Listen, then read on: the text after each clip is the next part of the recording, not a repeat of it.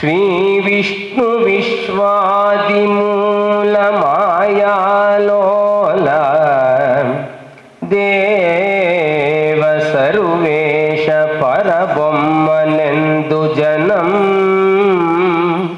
ಆವುದನು ಕಾಣದೊಡಂ ಅಲ್ತಿಯಂ ನಂಬಿಹುದೋ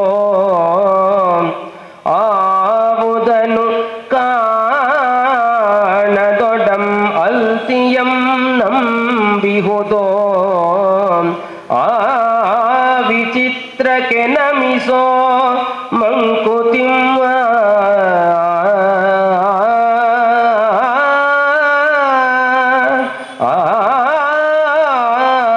ವಿಚಿತ್ರಕ್ಕೆ ನಮಿಸೋ ಮಂಕುತಿಮ್ಮ.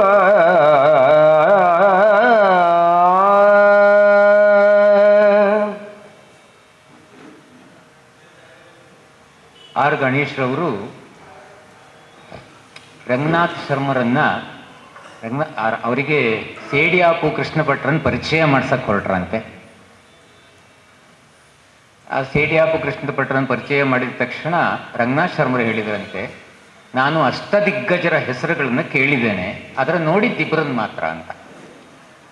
ಅದರಲ್ಲಿ ಒಬ್ಬರು ಮಂಗಳೂರಿನ ಸೇಡಿಯಾಪು ಕೃಷ್ಣ ಭಟ್ರು, ಇನ್ನೊಂದು ಬೆಂಗಳೂರಿನ DVG ಅಂತ.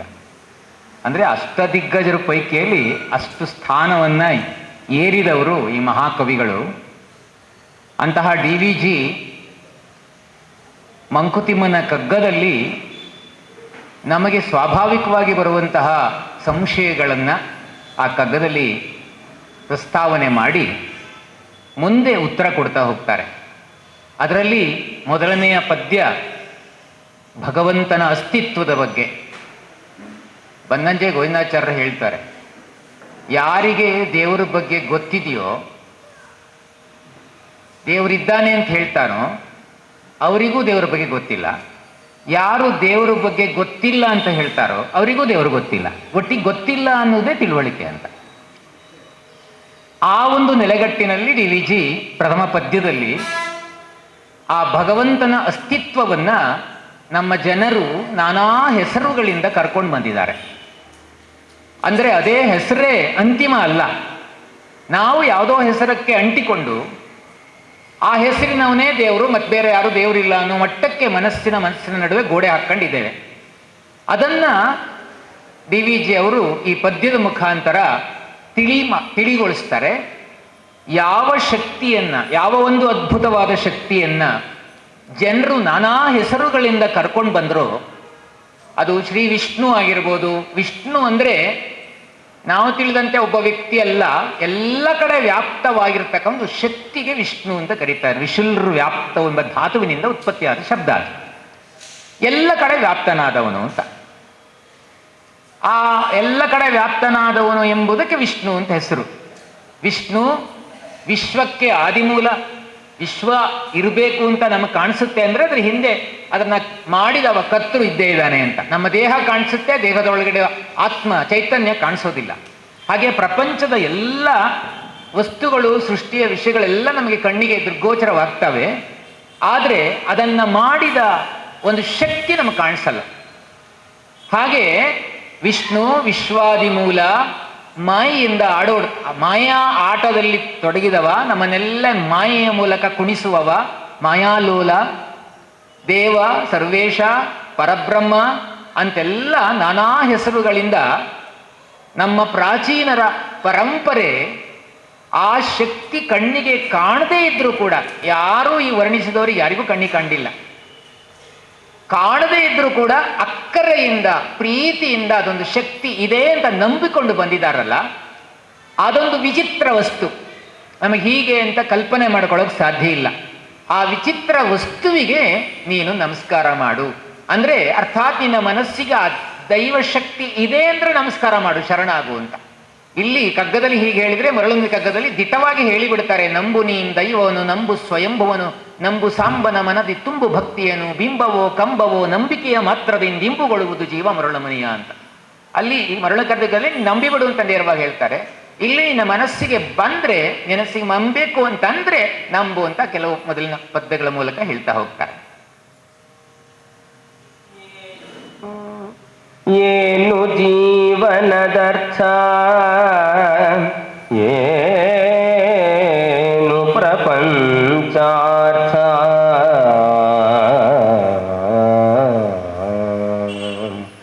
ಏನು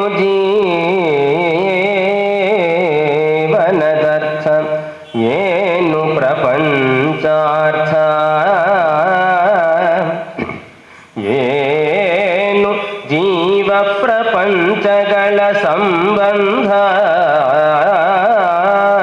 ಕಾಣದೆ ಇಲ್ಲಿ ಇರ್ಪುದು ಏನಾನು ಮುಂಟೆ ಕಾಣದೆ ಇಲ್ಲಿ ಇರ್ಪುದು ಏನಾನು ಮುಂಟೆ ಅದೇನು ಜ್ಞಾನ ಪ್ರಮಾಣವೇ ಮಂಕುತಿಮ್ಮ ಅದೇನು ಜ್ಞಾನ ಪ್ರಮಾಣವೇ ಮಂಕುತಿಮ್ಮ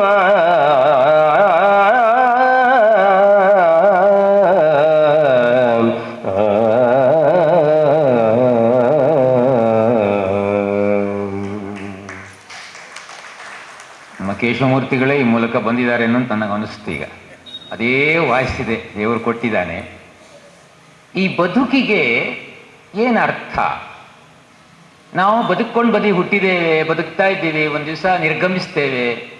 ನಾವೇನು ಸಾಧಿಸ್ತೇವೆ? ನಾವು ಹುಟ್ಟಿ ಮಾಡುವುದೇನು? ಯಾವಾಗಲೂ ಯೋಚನೆ ಮಾಡೋದಿಲ್ಲ. ನಮ್ಮ ಕಣ್ಣಿನ ನೀರಕ್ಕೆ ಮಾತ್ರ ಬದುಕ್ತಾ ಇರ್ತೀವಿ. ಡಿ ವಿ ಜಿ ಸ್ವಲ್ಪ ಒಳಗಡೆ ಹೋಗಿ ಪ್ರಶ್ನೆ ಮಾಡ್ತಾರೆ, ಏನು ಈ ಜೀವನಕ್ಕೆ ಅರ್ಥ? ಹೊಂದಿಕೆ ಆದರೆ ಪದಕ್ಕೆ ಅರ್ಥ ಬರುತ್ತೆ, ಹಾಗೆ ಹೊಂದಾಣಿಕೆ ಇದ್ರೆ ಜೀವನಕ್ಕೊಂದು ಅರ್ಥ ಬರುತ್ತೆ. ಈ ಹೊಂದಾಣಿಕೆ ಇದ್ರೆ ಮಾತ್ರ ಜೀವನ ಅಂದ್ರೆ ಏನು ನಮ್ಗೆ ಅರ್ಥ ಆಗುತ್ತೆ. ಹಾಗಾಗಿ ಸ್ವಾಭಾವಿಕವಾಗಿ ಕೇಳ್ತಾರೆ, ಕೆಲವು ಪ್ರಶ್ನೆಗಳನ್ನು ಕೇಳ್ತಾ ಹೋಗ್ತಾರೆ ಆದಿಯಲ್ಲಿ. ಏನು ಜೀವನದ ಅರ್ಥ? ಈ ಬದುಕಿಗೆ ಏನು ಅರ್ಥ? ಈ ಪ್ರಪಂಚಕ್ಕೆ ಏನು ಅರ್ಥ ಇದೆ? ಈ ಪ್ರಪಂಚ ನಮ್ಮ ಕಣ್ಣೆದುರುಗಡೆ ಯಾಕಿರಬೇಕು? ನಾವು ಈ ಪ್ರಪಂಚದಲ್ಲಿ ಯಾಕೆ ಬಂದಿದ್ದೇವೆ? ಈ ಜೀವಕ್ಕೂ ಪ್ರಪಂಚಕ್ಕೂ ಏನಾದ್ರು ಸಂಬಂಧ ಇದೆಯಾ? ಏನು ಜೀವನದ ಅರ್ಥ? ಏನು ಪ್ರಪಂಚಾರ್ಥ? ಏನು ಜೀವ ಪ್ರಪಂಚಗಳ ಸಂಬಂಧ? ಜೀವಕ್ಕೂ ಈ ಪ್ರಪಂಚಕ್ಕೂ ಇರುವ ಸಂಬಂಧ ಏನು? ಇಲ್ಲಿ ನಮ್ಮ ಕಣ್ಣಿಗೆ ಕಾಣದೇ ಇದ್ದಿದ್ದು ಯಾವ್ದಾದ್ರು ಇದೆಯಾ? ಅದೇನಾದ್ರು ನಮ್ಮನ್ನು ಆಟಾಡಿಸ್ತಾ ಇದೆಯಾ? ಕಣ್ಣಿಗೆ ಕಾಣುವಂಥದ್ದು ಮಾತ್ರ ನಮ್ಮ ಪ್ರಪಂಚವೋ ಅಥವಾ ಕಣ್ಣಿಗೆ ಕಾಣದೇ ಇದ್ದದ್ದೂ ಇದೆಯಾ? ಕಾಣದಿಲ್ಲಿರ್ಪುದೇನಾನು ಮುಂಟೆ ಇದ್ರೆ ಅದೇನು? ಅದನ್ನು ಹೇಗೆ ತಿಳಿಯಬೇಕು? ಕಾಣದೇ ಇರೋದು ಇಲ್ಲಿದೆ ಅಂತಾದ್ರೆ, ಕಣ್ಣಿಗೆ ಕಾಣುವುದಿಲ್ಲ ಅಂತಾದ್ರೆ, ಮನೋವಾಗ ಅಗೋಚರ ಅಂತಾದ್ರೆ ಹೇಗೆ ತಿಳಿಯಬೇಕು? ಜ್ಞಾನದಿಂದಲೇ ತಿಳಿಯಬೇಕೇನು? ಅನುಭವ ಗಮ್ಯ. ಭಗವಂತನನ್ನ ಈ ಕಣ್ಣಿಂದ ನೋಡ್ಲಿಕ್ಕಾಗುವುದಿಲ್ಲ, ಭಗವಂತನ ಬಗ್ಗೆ ಕಿವಿಯಿಂದ ಕೇಳಕ್ಕಾಗಲ್ಲ, ಮಾತಲ್ಲಿ ವರ್ಣನೆ ಮಾಡ್ಲಿಕ್ಕಾಗುವುದಿಲ್ಲ. ಹಾಗಾದ್ರೆ ಒಂದೇ ಒಂದು ಸಾಧ್ಯತೆ ಅಂದ್ರೆ ಅನುಭವ ಗಮ್ಯ. ಅವನು ಅನುಭವದಿಂದ ಇದ್ದಾನೆ ಅಂತ ಅವರವರ ಭಾವಕ್ಕೆ ಅವರವರ ಭಕುತಿಗೆ ತಿಳಿಬೇಕೇ ಹೊರತು ಹೀಗೆ ಅಂತ ಯಾರೂ ಕೂಡ ಒಂದು ಅಂತಿಮ ನಿರ್ಣಯವನ್ನು ಭಗವಂತನ ಬಗ್ಗೆ ಮಾಡ್ಲಿಕ್ಕೆ ಸಾಧ್ಯ ಇಲ್ಲ. ಅದರಿಂದ ಜ್ಞಾನದ ಮೂಲಕವೇ ನಾವು ಅವನನ್ನ ತಿಳಿಯಬೇಕಾ ಅಂತ ಪ್ರಶ್ನೆ ಮಾಡ್ತಾರೆ. ಬದುಕಿಗಾರ್ನಾಯಕರು ಏಕನೋ ಅನೇಕರೋ, ಬದುಕಿಗೆ ಆರ್ನಾಯಕರು ಏಕನೋ ಅನೇಕರೋ, ವಿಧಿಯೋ ಪೌರುಷವೋ ಧರ್ಮವೋ ಅಂಧಬಲವೋ,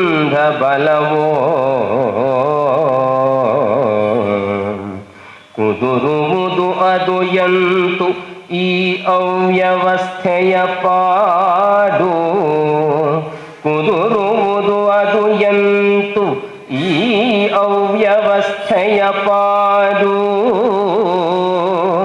ಅದಿಗುದಿಯೇ ಗತಿಯೇನೋ ಮಂಕುತಿಮ್ಮ, ಅದಿಗುದಿಯೇ ಗತಿಯೇನೋ ಮಂಕುತಿಮ್ಮ.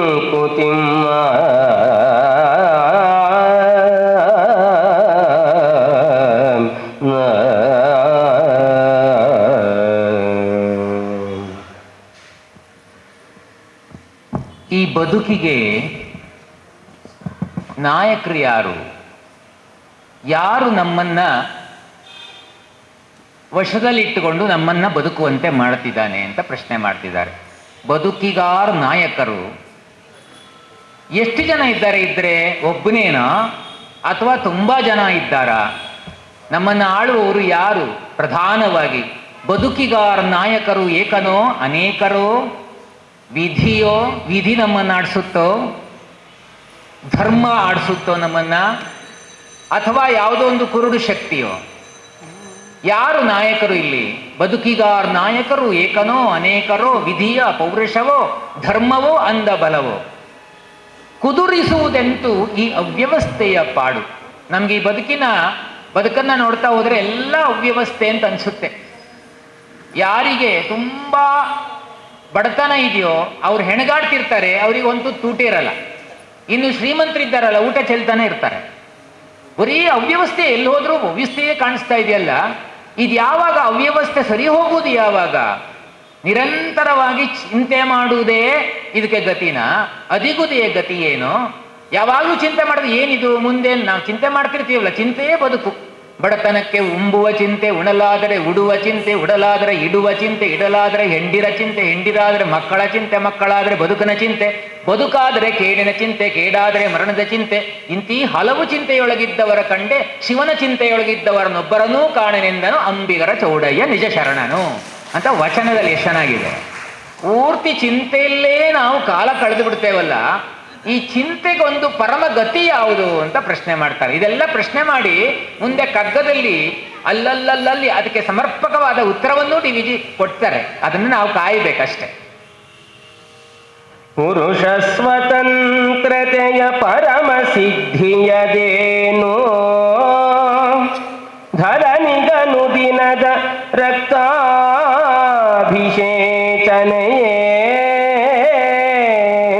ಕರವಾಲವನು ಪುಷ್ಪಸರವೆಂದು ಸೆಳೆದಾಡೆ ಪರಿಮಳವ ಸೂಸುವುದೇ ಮಂಕುತಿಮ್ಮ. ಕರವಾಲವನು ಪುಷ್ಪಸರವೆಂದು ಸೆಳೆದಾಡೆ ಪರಿಮಳವ ಸೂಸುವುದೇ ಮಂಕುತಿಮ್ಮ.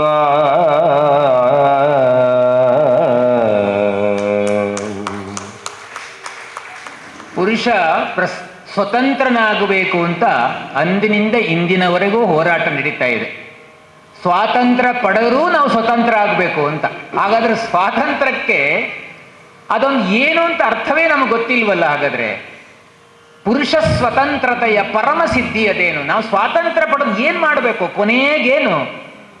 ಮತ್ತೊಂದು ಪದ್ಯದಲ್ಲಿ ಡಿ.ವಿ.ಜಿ. ಅವರು ಕವನದಲ್ಲಿ ಹೇಳ್ತಾರೆ, ಸ್ವಾತಂತ್ರ್ಯವನ್ನು ದೇವ ಏಕೆ ಏನಗಿತ್ತೆ ಅದು ನೀತಿಯಿಂದೆನ್ನ ಬೀಳಿಪ ಯುಕುತಿ ಏನೈ ಚೈತನ್ಯ ಕಾದಿ ಕಾರಣನೆ ನೀನಿರಲೆ ಎನ್ನ ಚೇತಸದ ಸಾಸಂಗಳೆಲ್ಲ ಬರಿದಾಯಸವು ಶುಕ ಪಿಕಂಗಳಿಗೆ ನೀನ್ ಅತಿಮತಿಯ ನೀಯದಿರೆ ನಲಿದು ನುಂಚರಗಳು ಪಾಡಿ ಸುಳಿದಾಡಿ ನಿನ್ನ ನಿಂದಿಸದೆ ಮೇಣ್ ಅನ್ಯರನ್ನು ಕುಂದಿಸದೆ ನಿನ್ನೊಲುಮೆ ಜಾಣ್ಮೆಗಳ ತೋರ್ಪ ಹರುಷದೊಳಿರಲು ಸ್ವಾತಂತ್ರ್ಯವನ್ನು ದೇವ ಏಕೆ ಏನಗಿತ್ತೆ ಅದು ಯಾಕೆ ಕೊಟ್ಟೆ ನೀನು ಅಂತ ಮತ್ತೊಂದು ಕಾವ್ಯದಲ್ಲಿ ಸ್ವತಂತ್ರ ವೆಲ್ಲಿ ಅಂತ ಸ್ವಾತಂತ್ರ್ಯವೇಕೆ ಎಂಬ ಕವನದಲ್ಲಿ ಹೇಳ್ತಾರೆ. ಹಕ್ಕಿ ಪಿಕಿಗಳಿಗೆ ಪರಮ ಸ್ವಾತಂತ್ರ್ಯ ಏನು ಕೊಟ್ಟಿಲ್ಲ ನೀವು. ನೀನು ಭಗವಂತನ ಕೇಳ್ತಾರೆ, ಶುಕಪಿಕಂಗಳಿಗೆ ನೀನು ಅತಿಮತಿಯ ನೀಯದಿರೆ, ತುಂಬಾ ಬುದ್ಧಿ ಕೊಟ್ಲಿಲ್ಲ ನೀನು. ಆದರೂ ನಲಿದು ನುಂಚರದಳು ಅವು ಪಾಡಿ ಸುಳಿದಾಡಿ ನಿನ್ನ ನಿಂದಿಸದೆ ಮೇಣ್ ಅನ್ಯರನೆ ಕುಂದಿಸದೆ ನಿನ್ನ ರಚಯ ಸೊಬಗ ತೋರ್ಪ ಹರುಷದೊಳಿರಲು. ಆದರೂ ಪಕ್ಷಿಗಳು ಎಷ್ಟು ಸ್ವತಂತ್ರವಾಗಿ ಬದುಕ್ತಾವಲ್ವ? ಹಾಗಾದ್ರೆ ಸ್ವಾತಂತ್ರ್ಯ ಏನಾಗಾದ್ರೆ? ಅವು ಎಷ್ಟು ಚೆನ್ನಾಗಿ ಬದುಕ್ತಾವಲ್ವಾ? ಅವು ಯಾವತ್ತೂ ಕೂಡ ನಿನ್ನನ್ನು ನಿಂದಿಸಲ್ಲ. ಅಯ್ಯೋ ನನಗಿಷ್ಟೇ ಕೊಟ್ಟೆ, ಬುದ್ಧಿನೇ ಕೊಟ್ಟಿಲ್ಲ, ಬ್ಯಾಂಕ್ ಖಾತೆ ಓಪನ್ ಮಾಡೋಕ್ಕೆ ಕೆಪಾಸಿಟಿ ಕೊಟ್ಟಿಲ್ಲ, ಚಿನ್ನ ಇಲ್ಲವೇ ಇಲ್ಲ, ಅವು ಯೋಚನೆ ಮಾಡಲ್ವಲ್ಲ. ನಾವೆಲ್ಲ ಸ್ಟಾಕ್ ಮಾಡ್ತೀವಿ, ಮುಂದಿನ ವರ್ಷಕ್ಕೆ ಆ ಮುಂದಿನ ವರ್ಷಕ್ಕೆ ಇನ್ನು 10 ವರ್ಷಕ್ಕೆಲ್ಲ ಸ್ಟಾಕ್ ಮಾಡ್ಕೊಂಡು ಯೋಚನೆ ಮಾಡ್ತೀವಿ. ಅವಾಗಿಲ್ಲ, ಇವತ್ತಿದ್ದು ಇವತ್ತಿಗೆ. ಶುಕಪಿಕಂಗಳಿಗೆ ನೀನು ಅತಿಮತಿಯ ನೀಯದಿರೆ ನಲಿದು ನುಂಚರದಳು ಅಂದ್ರೆ ತುಂಬಾ ಇಂಪಾದ ದನಿಯನ್ನ ಇರುವಷ್ಟು ಕಾಲ ಈ ಅವು ಕೂಗಿಕೊಂಡು ಹಾಡಿಕೊಂಡು ಸುಳಿದಾಡಿ ನಿನ್ನ ನಿಂದಿಸದೆ ಅನ್ಯರಿಗೆ ಕುಂದಿಸದೆ. ನಿನ್ನನ್ನೂ ನಿಂದಿಸಲ್ಲ, ಸೃಷ್ಟಿಕರ್ತನನ್ನು ಯಾವತ್ತೂ ಯಾವ ಪ್ರಾಣಿಯರು ನಿಂದಿಸುತ್ತಾ? ನಮ್ಗಿಂತ 10 ಪಟ್ಟು ಪಾಪ ಬೇಜಾರು ಮಾಡ್ಕೊಳ್ತವೆ, ವ್ಯವಸ್ಥೆ ಕಷ್ಟ ಇರುತ್ತೆ. ಒಂದು ನಾಯಿಗೆ, ನಮ್ಮನೆ ಎದುರಾಗ ಒಂದು ನಾಯಿ ಮರಿ ಆಗ್ತು, 4 ಮರಿ. ಪಾಪ ಮಳೆ ಅಂದ್ರೆ ಮಳೆ, ನಿನ್ನೆ ರಾತ್ರಿ ಎಲ್ಲ ಕುಕ್ಕೋತಿತ್ತು. ದೊಡ್ಡ ಅಡಿಗಡೆ ಒಂದು ಹೊಂಡ ಮಾಡ್ಕೊಂಡು ಅದರೊಳಗೆ ಅದು ಮರಿ ಇಟ್ಕೊಂಡಿದೆ. ನಮ್ಗನ್ಸೋದು ರಾತ್ರಿ 3 ಗಂಟೆಗೆ ಎದ್ದು ಬೊಬ್ಬೆ ಆಗ್ತಿದೆ, ನೀರು ಬಂದಿದೆ ಆ ಮರಿಗಳಿಗೆ, ಯಾರು ಕಾಪಾಡ್ತಾರೆ ಅಂತ ಕೂಗ್ತಾ ಇದೆ ಪಾಪ. ನಾವು ಏನು ಮಾಡೋದು, ಎದ್ರೆ ಆ ಮರಿ ಹತ್ರ ಮುಟ್ಟಕ್ಕೋದ್ರೆ ಕಚ್ಚಕ್ಕೆ ಬರುತ್ತದು, ಮುಟ್ಟಕ್ಕೆ ಬಿಡಲ್ಲ, ಅದು ಸಿಗೋದೂ ಇಲ್ಲ. ರಾತ್ರಿ ಏನು ನಮ್ಮ ನಿದ್ದೆಗೆಟ್ಟೋಯ್ತು, ಕೂಗ್ತು ಕೊನೆ ಬೆಳಿಗ್ಗೆ ನೋಡುವಾಗ ಆ 4 ಮರಿಗಳನ್ನ ಒಂದು ಮಂಟಪದ ಅದಿಗಡೆ ನಿಂತ್ಕೊಂಡು ಆರಾಮಾಗಲ್ಲಿ ಕುಳಿಸ್ಕೊಂಡಿದೆ. ಯಾರು ಅದಕ್ಕೆ ಸಹಾಯ ಮಾಡೋದು? ದೇವರೇ ಅದಕ್ಕೊಂದು ಏನಾದ್ರು ಗತಿ ತೋರ್ಸಪ್ಪ ಅಂತ ಪ್ರಾರ್ಥನೆ ಮಾಡಿದ್ ಬಿಟ್ರೆ ನಮ್ಗೇನು ಮಾಡೋಕ್ಕಾಗಿಲ್ಲ. ಆದ್ರೆ ಇವತ್ತು ನಾರ್ಮಲ್ ಆಗಿದೆ, ಅದು ಏನು ಚಿಂತೆ ಇಲ್ಲ. ನಾವಾಗಿದ್ರೆ ಹೀಗಾಯ್ತು ಹಾಗಾಯ್ತು ಅಂತೆಲ್ಲ, ಮಳೆ ಬಂತು ಏನು ರಾಮಾಯಣ ಮಾಡ್ಬಿಡ್ತಿದ್ವಲ್ಲ. ನಿನ್ನ ನಿಂದಿಸದೆ ಮೇನ್ ಅನ್ಯರನ್ನು ಕುಂದಿಸದೆ, ನಿನ್ನ ರಚನೆಯ ಸೊಬಗ ತೋರ್ಪ ಹರ್ಷ, ನಿನ್ನ ಸೃಷ್ಟಿಗೊಂದು ಮೆರುಗು ಕೊಡ್ತಾರಲ್ವಾ, ಎಷ್ಟು ಚೆನ್ನಾಗಿ ಆನಂದ ಪಡ್ತವೆ. ಶಿವರಾಮ್ ಕಾರಂತರು ಲಂಡನ್ನಿಗೆ ಹೋದಾಗ ಅಲ್ಲಿ ಒತ್ತಾಯಪೂರ್ವಕವಾಗಿ ನೀವು ಒಂದಷ್ಟು ಮಾತಾಡಬೇಕು ಅಂತ ಹೇಳಿದ್ರಂತೆ. ಅದಕ್ಕೆ ಒಂದು 2 ಸೆಂಟೆನ್ಸ್ ಹೇಳಿದ್ರಂತೆ ಅಷ್ಟೇ. ಲಂಡನ್ನಿಗೆ ಅದು ಇಂಗ್ಲೀಷಲ್ಲಿ ಮಾತಾಡಿದಾರೆ. This earth was there before the millions of years before we born, and this earth will be there millions of years after our death. You are not supposed to establish any rights on this earth. Do your duty, beautify it and go away. ಇಷ್ಟೇ ಮಾತಾಡಿದ್ದಾರೆ. ಎಷ್ಟು ಅದ್ಭುತವಾಗಿದೆ ನೋಡಿ. ಇರುವಷ್ಟು ಕಾಲ ನೀನು ಚೆನ್ನಾಗಿ ಕೆಲಸ ಮಾಡು, ಜಗತ್ತನ್ನ ಸುಂದರಗೊಳಿಸು, ಪಕ್ಷಿ ಪ್ರಾಣಿಗಳು ಸುಂದರಗೊಳಿಸ್ತವೆ, ಹಾಳು ಮಾಡಲ್ಲ. ಆಮೇಲೆ ನೀನು ನಿನ್ನ ಹಕ್ಕನ್ನ ಈ ಭೂಮಿಯ ಮೇಲೆ ಸ್ಥಾಪನೆ ಮಾಡ್ಕೊಳ್ಳೋಕೆ ಹೋಗ್ಲೇಬೇಡ. ನೀನು ಕೆಲಸ ಮಾಡು, ಈ ಜಗತ್ತನ್ನ ಸುಂದರಗೊಳಿಸು, ಆಮೇಲೆ ಹೋಗಿಬಿಡು ತಣ್ಣಕ್ಕೆ. ಇನ್ನೇನು ನಾನು ಇರ್ತೀನಿ ಅಂತ ಯೋಚನೆ ಮಾಡಬೇಡ ಅಂತ. ಹಾಗಾಗಿ ಪುರುಷ ಸ್ವತಂತ್ರತೆಯ ಪರಮಸಿದ್ಧಿ ಅದೇನು? ಯಾಕೆ ನಾವು ಸ್ವಾತಂತ್ರ್ಯಕ್ಕಾಗಿ ಹೆಣಗಾಡ್ತೀವಿ? 2ನೇ ಮಹಾಯುದ್ಧದ ಕಾಲದಲ್ಲಿ ಇದನ್ನು ಬರೆದಿದ್ದು DVG ಅವರು. ಎಲ್ಲ ಯುದ್ಧ ನಡೀತಾ ಇತ್ತು, ಅದಕ್ಕೆ ಕೇಳಿದ್ದಾರೆ, ಇವತ್ತು ಏನು ಯುದ್ಧ ಕೊನೆಯಾಗ್ಲಿಲ್ವಲ್ಲ, ಇವತ್ತು ಯುದ್ಧ ನಡೀತಾ ಇದೆಯಲ್ಲ, ಈ ಯುದ್ಧ ಮಾಡಿ ಸಾಧಿಸಿದ್ದೇನು? ಉಕ್ರೇನ್ ಮತ್ತೆ ರಷ್ಯಾ ಯುದ್ಧ ಆಯಿತು, ಇಸ್ರೇಲ್ ಮತ್ತೆ ಪ್ಯಾಲೆಸ್ಟೈನ್ ಯುದ್ಧ ಆಯಿತು. ಏನು ಕಡಿದ್ರು ಅವರು? ಲಕ್ಷಾಂತರ ಜನರನ್ನ ನಿರ್ನಾಮ ಮಾಡಿದ್ರು. ಎಲ್ಲ ಭಗವಂತ ಕೊಟ್ಟ ಸಮೃದ್ಧಿಯನ್ನೆಲ್ಲ ನಾಶ ಮಾಡಿಕೊಂಡ್ರು. ಈಗ ಕಣ್ಕಂಡು ಬಿಡ್ತಿದ್ದಾರೆ ಅಷ್ಟೇ. ಇದನ್ನೇ ಕೇಳ್ತಿದ್ದಾರೆ. ಅವಾಗ ಪ್ರಜ್ಞೆ ಬೇಡವಾ? ಪುರುಷ ಸ್ವತಂತ್ರತೆಯ ಪರಮ ಸಿದ್ಧಿಯದೇನು? ಧರಣಿಗೆ ಅನುದಿನದ ರಕ್ತಾಭಿಷೇಚನೆಯೇ. ಭೂಮಿಗೆ ನಿರಂತರವಾಗಿ ರಕ್ತದ ಅಭಿಷೇಚನ ಮಾಡುವುದೇ ಸ್ವತಂತ್ರ ಸಿದ್ಧಿಯಾದು. ಕರವಾಲವನ್ನು ಪುಷ್ಪ ಸರವೆಂದು ಸೆಳೆದಾಡೆ, ಖಡ್ಗವನ್ನ ಅದು ಹೂವಿನ ಹಾರ ಅಂತ ಹಿಡ್ಕೊಂಡು ಸೆಳೆದಾಡಿದ್ರೆ ಅದು ಪರಿಮಳ ಸೂಸುತ್ತಾ? ರಕ್ತ ಚಲಿಸುತ್ತೆ ಅಷ್ಟೇ ಬಿಟ್ರೆ ಪರಿಮಳ ಸೂಸಕ್ಕಾಗುತ್ತಾ? ಏನು ಸ್ವಾತಂತ್ರ್ಯಕ್ಕಾಗಿ ಯಾಕೆ ಇಷ್ಟೆಲ್ಲ ಹೋರಾಡಬೇಕು ಅಂತ ಪ್ರಶ್ನೆ ಮಾಡ್ತಿದ್ದಾರೆ. ಒಂದೇ ಗಗನವ ಕಾಣುತ್ತ ಒಂದೇ ನೆಲವನ್ನು ತುಣಿಯುತ್ತ, ಒಂದೇ ಗಗನವ ಕಾಣುತ್ತ ಒಂದೇ ನೆಲವನ್ನು ತುಳಿಯುತ್ತ, ಒಂದೇ ಧಾನ್ಯವನ್ನು ಉಣ್ಣುತ್ತ ಒಂದೇ ನೀರ್ಗುಡಿದು, ಒಂದೇ ಗಾಳಿಯನು ಸಿರುವ ನರಜಾತಿಯೊಳಗೆಂತು ಬಂದುದು ಈ ವೈಷಮ್ಯ ಮಂಕುತಿಮ್ಮ. ಒಂದೇ ಗಾಳಿಯನು ಸಿರುವ ನರಜಾತಿಯೊಳಗೆಂತು ಬಂದುದೀ ವೈಷಮ್ಯ ಮಂಕುತಿಮ್ಮ.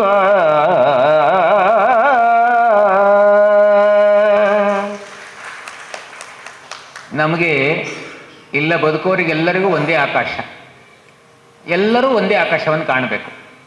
ಎಲ್ಲರಿಗೂ ಒಬ್ಬನೇ ಸೂರ್ಯ, ಒಬ್ಬನೇ ಚಂದ್ರ, ನಕ್ಷತ್ರಗಳು ಹಾಗೆ. ಯಾರು ಬೇರೆ ಬೇರೆ ನಕ್ಷತ್ರ ಅಂತಿಲ್ವಲ್ಲ, ಸೂರ್ಯ ಬೇರೆ ಬೇರೆ ದೇಶಕ್ಕೆ ಬೇರೆ ಬೇರೆ ಸೂರ್ಯ ಅಂತಿಲ್ಲ. ಒಂದೇ ಗಗನವ ಕಾಣುತ್ತಾ, ಆಮೇಲೆ ಒಂದೇ ನೆಲದ ಮೇಲೆ ಸಂಚಾರ ಮಾಡ್ತೀವಿ, ಬೇರೆ ಬೇರೆ ನೆಲ ಅಲ್ಲ, ಒಂದೇ ಭೂಮಿ. ಆಮೇಲೆ ಒಂದೇ ಗಾಳಿಯನ್ನ ಉಸಿರಾಡ್ತೇವೆ, ಒಂದೇ ರೀತಿಯ ಧಾನ್ಯವನ್ನು ಊಟ ಮಾಡ್ತೇವೆ. ಹೀಗೆ ಎಲ್ಲವೂ ಒಂದಿದ್ದಾಗ ಮನುಷ್ಯರ ನಡುವೆ ಪರಸ್ಪರ ವೈಷಮ್ಯ ಯಾಕಬೇಕು? ಅಲ್ಲ, ಒಂದು ಭಾವ ಬರಬೇಕಲ್ಲ. ನಾವೆಲ್ಲ ಒಂದೇ ರೀತಿ ಇದ್ದಾಗ ನಮ್ಮ ಮನಸ್ಸುಗಳು ಯಾಕೆ ಡಿವೈಡ್ ಆಗ್ತಾ ಹೋಗ್ತವೆ? The mind is A bottomless pot ಅಂತದು. ಒಂದು ವೇಳೆ ಬಂಗಾರದ ಕೊಡ ಆದ್ರೂ ಸಾಕು ಅಂತ ಹೇಳುತ್ತಂತೆ. ಆದರೆ ಮೈಂಡ್ ಇದೆಯಲ್ಲ, ಬಾಟಮ್ಲೆಸ್ ಪಾಟ್, ಇದು ಬುಡನೇ ಇಲ್ಲದ ಮಡಕೆ, ಎಷ್ಟು ಹಾಕಿದ್ರೂ ಬೇಕು ಬೇಕು ಬೇಕು. ಅದಕ್ಕೊಂದು ಇದಮ್ ಇತ್ತಮ್ ಅಂತ ಇಲ್ಲವೇ ಇಲ್ಲ. ಹಾಗಾಗಿ ಎಲ್ಲವನ್ನೂ ಒಂದೊಂದೇ ಆಗಿದ್ದುಕೊಂಡು ನಮಗೆ ಯಾಕೆ ಬೇರೆ ಬೇರೆ ಭಾವಗಳು ಬರ್ತವೆ? ಒಂದೇ ಗಗನವ ಕಾಣು, ತೊಂದೆ ನೆಲವನ್ನು ತುಳಿಯಿತು, ಒಂದೇ ಧಾನ್ಯವನ್ನು ಉಣ್ಣು, ಒಂದೇ ನೀರು ಗುಡಿದು, ಒಂದೇ ಗಾಳಿಯನ್ನು ಸಿರುವ ನರಜಾತಿಯೊಳಗೆ ಎಂತು ಬಂದುದಿ ಈ ವೈಷಮ್ಯ? ಈ ಪರಸ್ಪರ ದ್ವೇಷ ಭಾವ ಯಾಕೆ ಬಂತು? ಯಾಕೆ ಬೇಕು ಈ ದ್ವೇಷ? ಎಲ್ಲರೂ ಇದ್ರ ಬಗ್ಗೆ ಯೋಚನೆ ಮಾಡಿದ್ರೆ ಸ್ವಲ್ಪ ದ್ವೇಷ ತಿಳಿಯಾಗುತ್ತೋ ಏನೋ ಗೊತ್ತಿಲ್ಲ. ನಮ್ಮ ಮುಗಿನ ನೇರಕ್ಕೆ ಯೋಚನೆ ಮಾಡ್ತೇವೆ. ಆ ದ್ವೇಷ ಒಮ್ಮೆ ಬಂದ್ರೆ ಅದನ್ನು ತಿಳಿ ಮಾಡ್ಲಿಕ್ಕೆ ಯಾವತ್ತೂ ನಾವು ಪ್ರಯತ್ನ ಮಾಡುವುದೇ ಇಲ್ಲ, ದ್ವೇಷದಲ್ಲೇ ಬದುಕ್ತೇವೆ. ಹಾವಿನ ದ್ವೇಷ 12 ವೇಷ, ನನ್ನ ವರ್ಷ 100 ವರ್ಷ ಅಂತ ಹೇಳ್ಕೊಂಡು ತಿರುಗದೆ ಹೊರತು ಆ ದ್ವೇಷಕ್ಕೆಲ್ಲರೂ ಇತಿಶ್ರೀ ಹಾಡಬೇಕಲ್ಲ, ಆ ಮೈಂಡ್ ಅಷ್ಟು ತಿಳಿಯಾಗಬೇಕಲ್ಲ, ಯಾವಾಗ ಅದು ಪ್ರಶ್ನೆ ಮಾಡ್ತಿದ್ದಾರೆ. ಹಳೆಯ ಭಕ್ತಿ ಶ್ರದ್ಧೆ ಅಳಿಸಿ ಹೋಗಿವೆ ಮಾಸಿ, ಹಳೆಯ ಭಕ್ತಿ ಶ್ರದ್ಧೆ ಅಳಿಸಿ ಹೋಗಿವೆ ಮಾಸಿ, ಸುಳಿದಿಲ್ಲವ ಹೊಸ ದರ್ಶನದ ಹೊಳಪು, ಪಳಗಿದ್ದ ಮನೆ ಬಿದ್ದ ಕುಂಟ ಕುರುಡನ ತೆರದಿ, ತಳಮಳಿಸುತ್ತಿದೆ ಲೋಕ ಮಂಕುತಿಮ್ಮ,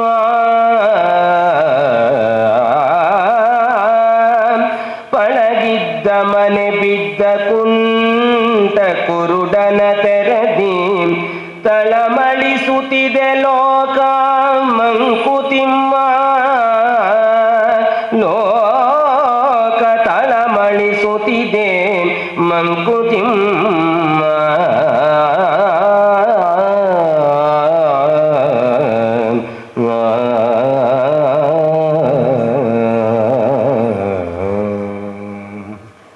ಸಾವಿರದ 1943ನೇ ಇಸವಿಯಲ್ಲಿ ಕಗ್ಗವನ್ನ ಡಿ.ವಿ.ಜಿ ಬರೆದಿದ್ದು, ಅಂದ್ರೆ ಅದ್ರ ಹಿಂದೆನೇ ಪದ್ಯ ರಚನೆ ಆಗಿದೆ.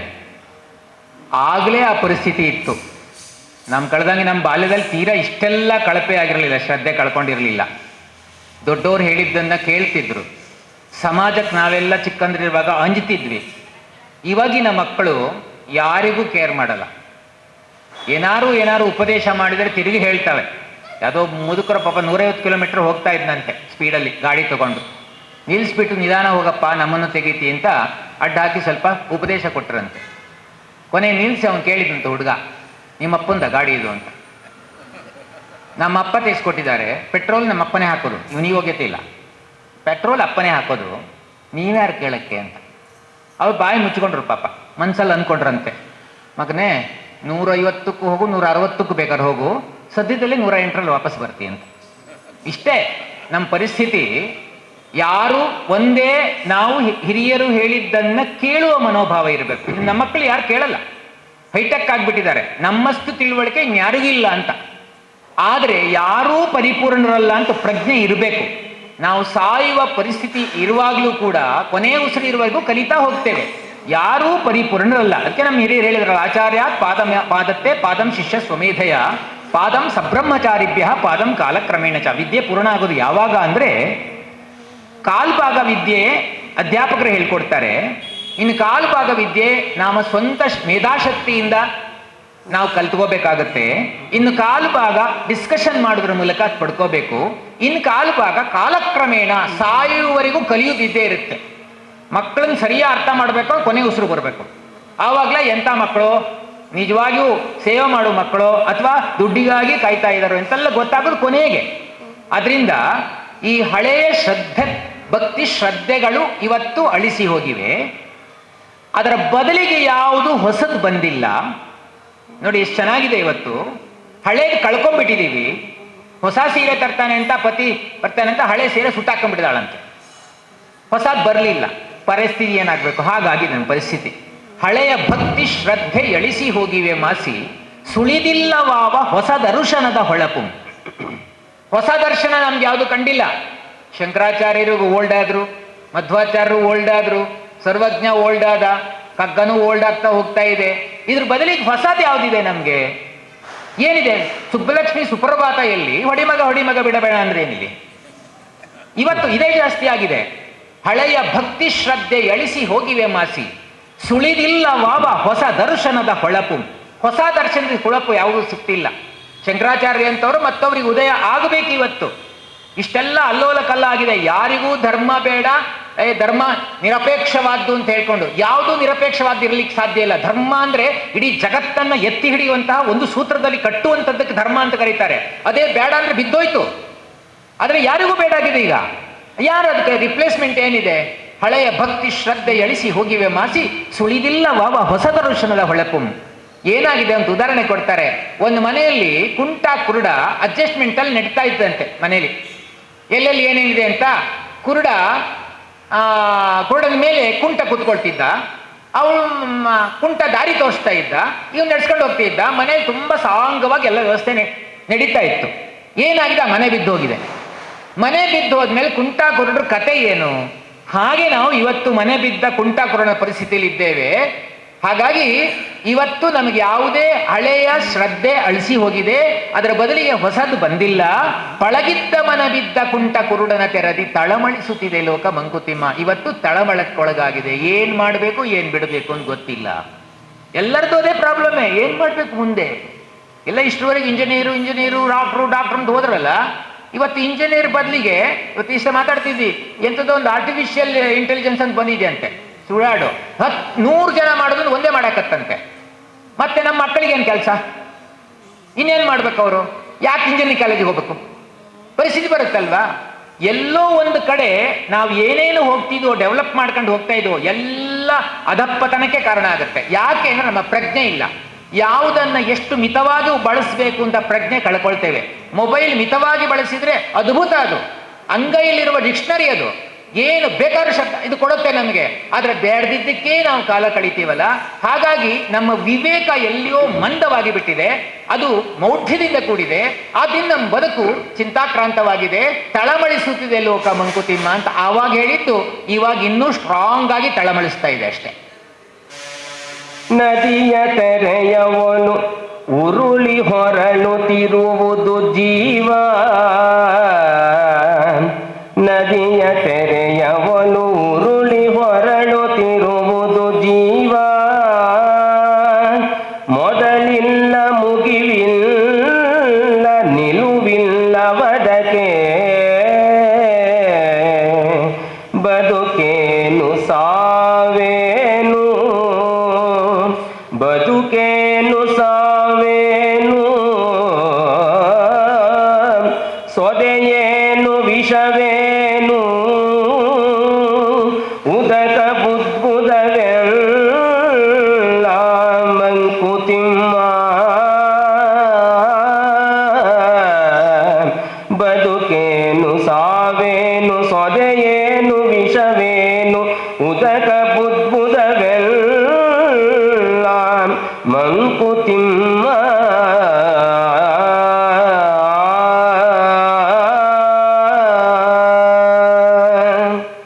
ಯಾರಿಗೆ ಯಾರುಂಟು ಎರವಿನ ಸಂಸಾರ, ನೀರ ಮೇಲನ ಗುಳ್ಳೆ ನಿಜವಲ್ಲ ಹರಿಯೇ ಅಂತ ದಾಸರು ಹೇಳಿದ ಹಾಗೆ ಇಲ್ಲಿ ಪ್ರಶ್ನೆ ಕೇಳ್ತಾರೆ ದೇವಿಜಿ. ನಮ್ಮ ಜೀವನ ಎಲ್ಲ ನದಿಯ ತೆರೆಯ ಹಾಗೆ ನಿರಂತರವಾಗಿ ಹರಿತಾ ಇದೆ. ಜೀವನ ಎಲ್ಲೂ ಒಂದ್ ಕಡೆ ನಿಂತ ಇಲ್ಲ. ಇದಕ್ಕೆ ಎಂಡೆಲ್ಲಿ ಅಂತ ಗೊತ್ತಿಲ್ಲ, ನಮಗೆ ಕೊನೆಯಲ್ಲಿ ಅಂತ ಗೊತ್ತಿಲ್ಲ. ನದಿಯ ತೆರೆಯಲ್ಲಿ ಉರುಳಿ ಹೊರಳುತ್ತಿರುವುದು ಜೀವ. ನಮ್ದೆಲ್ಲ ಜೀವ ನದಿಯ ತೆರೆಯಾಗಿ ಹೊರಳುತ್ತಾ ಇದೆ, ಉರುಳ್ತಾ ಇದೆ, ಹೋಗ್ತಾ ಇದೆ. ಅದೆಲ್ಲೂ ನಿಂತ್ಕೊಳ್ಳಲ್ಲ, ಅದೆಲ್ಲೂ ಕೊನೆಗೊಳ್ಳಲ್ಲ. ಆಮೇಲೆ ಅದು ಮುಗಿಯುವುದೂ ಇಲ್ಲ, ನಿಲುವಿಲ್ಲ, ಮುಗಿವಿಲ್ಲ, ಕೊನೆ ಇಲ್ಲ. ಆದ್ರಿಂದ ಈ ಬದುಕು ಎಂಬುದು ಏನು? ಬದುಕೇನು? ಹಾಗಾದ್ರೆ ಸಾವು ಅಂದ್ರೆ ಏನು? ಯಾಕೆ ಬದುಕಬೇಕು? ನಾವು ಯಾಕೆ ಸಾಯ್ಬೇಕು? ಅಮೃತ ಅಂದ್ರೆ ಏನದು? ವಿಷ ಅಂದ್ರೆ ಏನು? ಎಲ್ಲವೂ ಏನು ಅಂತ ಪ್ರಶ್ನೆಗಳಲ್ಲೇ ಅಡಕವಾಗಿದೆ. ಉತ್ತರ ಸಿಗ್ತಾ ಇಲ್ವಲ್ಲ. ಆದ್ರಿಂದ ಇವೆಲ್ಲವೂ ಕೂಡ ಯಾವುದರಲ್ಲಿಯೂ ಕೂಡ ಸ್ಥಿರತೆ ಇಲ್ಲ. ನೀರಿನ ಮೇಲಿನ ಗುಳ್ಳೆ ಇದ್ದ ಹಾಗೆ ಉದಕ ಬುದ್ಬುದವೆಲ್ಲ. ಈ ಎಲ್ಲವೂ ಕೂಡ ನೀರಿನ ಮೇಲಿನ ಗುಳ್ಳೆಯ ಹಾಗೆ ಎಷ್ಟೊತ್ತಿಗೆ ಒಡೆದು ಹೋಗುತ್ತೆ ಗೊತ್ತಿಲ್ಲ. ನಮ್ಮ ಬದುಕು ಹಾಗೆ. ಇವತ್ತೇನೋ ಇದ್ದೀವಿ, ಇಲ್ಲಿ ಕೂತ್ಕೊಂಡೆಲ್ಲ ಮಾಡ್ತಿದ್ದೀವಿ. ಈ ಮುಂದಿನ ಕ್ಷಣ ಏನು ಅಂತ ಗೊತ್ತಿಲ್ಲ ನಮಗೆ. ಬದುಕು ಅಂದ್ರೆ ಏನು ಅಂದ್ರೆ ಒಂದು ಕ್ಷಣ ಅಂತ ಹೇಳ್ತಾನೆ ಬುದ್ಧ. ಒಂದು ಕ್ಷಣ ಅಷ್ಟೇ, ಮುಂದಿನ ಕ್ಷಣ ಏನಾಗುತ್ತೆ ಗೊತ್ತಿಲ್ಲ. ಆದ್ರೂ ಯಾವುದೋ ಮಾಯಾಲೋಕದಲ್ಲಿ ವಿವರಿಸುತ್ತಾ ಇನ್ನು 10 ವರ್ಷಕ್ಕೆ ಬೇಕಾದನ್ನ ಈಗ ಸ್ಟಾಕ್ ಮಾಡಿಟ್ಕೊಂಡು ನಾವೇನೋ ಆಶಾವಾದಿಯಾಗಿ ಬದುಕ್ತಾ ಇದ್ದೇವೆ. ಏನಿದೆ ಇದಕ್ಕೆ ಅರ್ಥ ಅಂತ ಪ್ರಶ್ನೆ ಮಾಡ್ತಾರೆ. ಎಲ್ಲ ನೀರಿನ ಮೇಲಿನ ಗುಳ್ಳೆ ಇದ್ದ ಹಾಗೆ ಉದಕ ಬುದ್ಬದವೆಲ್ಲ ಮಂಕುತಿಮ್ಮ. ಗಾಳಿ ಮಣ್ಣುಂಡೆಯೊಳ ಹೊಕ್ಕು ಹೊರಳಲದು, ಗಾಳಿ ಮಣ್ಣುಂಡೆಯೊಳ ಹೊಕ್ಕು ಹೊರಳಲದು, ಆಳೆನಿಪುದಂತಾಗದಿರೆ ಬರಿಯ ಹೆಂಟೆ, ಬಾಳೆನು ಧೂಳು ಸುಳಿ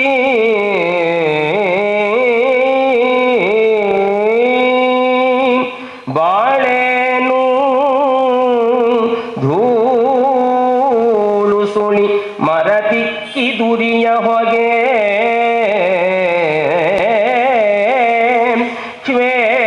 ಶ್ವೇಲವೇನು ಅಮೃತವೇ ಮಂಕುತಿಮ್ಮ.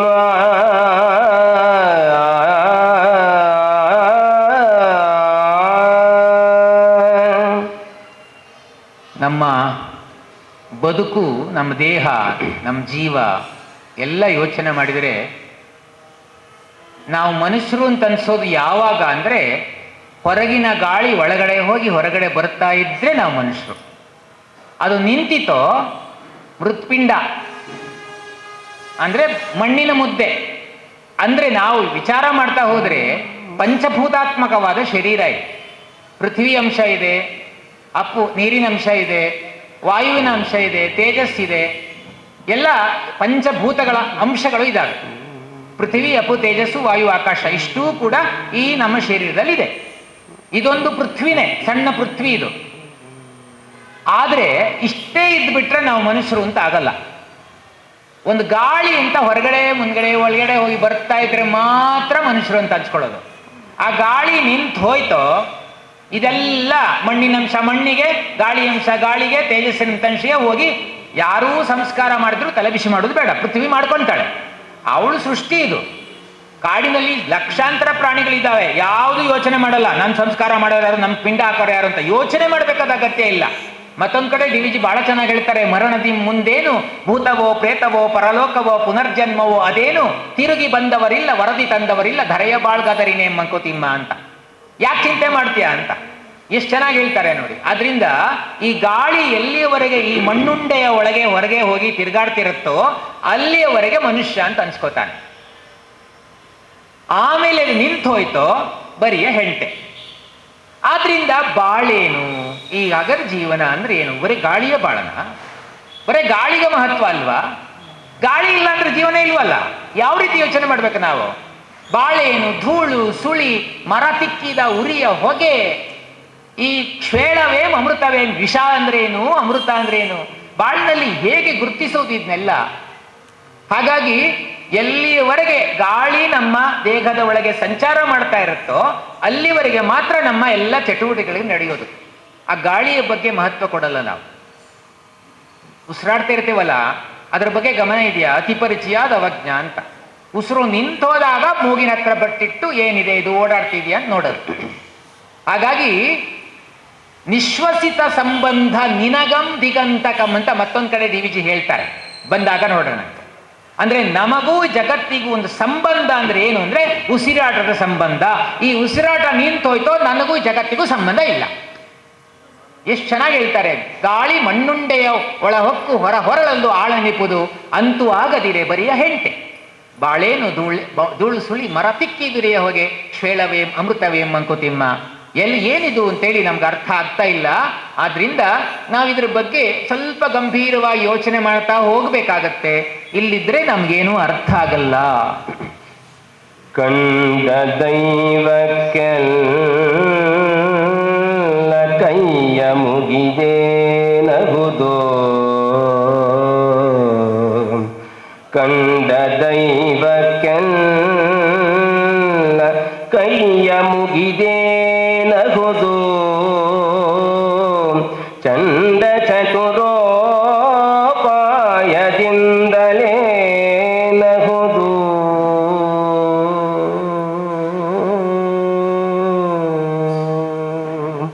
ತಂಡುಲದ ಹಿಡಿಯೊಂದು ತುಂಡು ಬಟ್ಟೆಯದೊಂದು ತಂಡುಲದ ಹಿಡಿಯೊಂದು ತುಂಡು ಬಟ್ಟೆಯದೊಂದು ಅಂದೆಲೆತವಿದಕೇನೋ ಮಂಕುತಿಮ್ಮ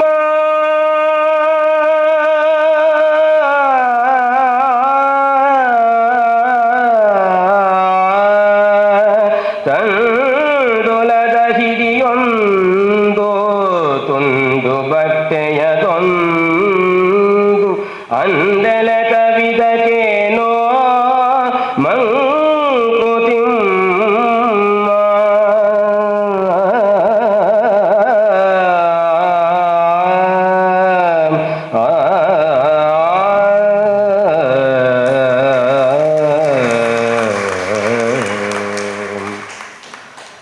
ನಾವು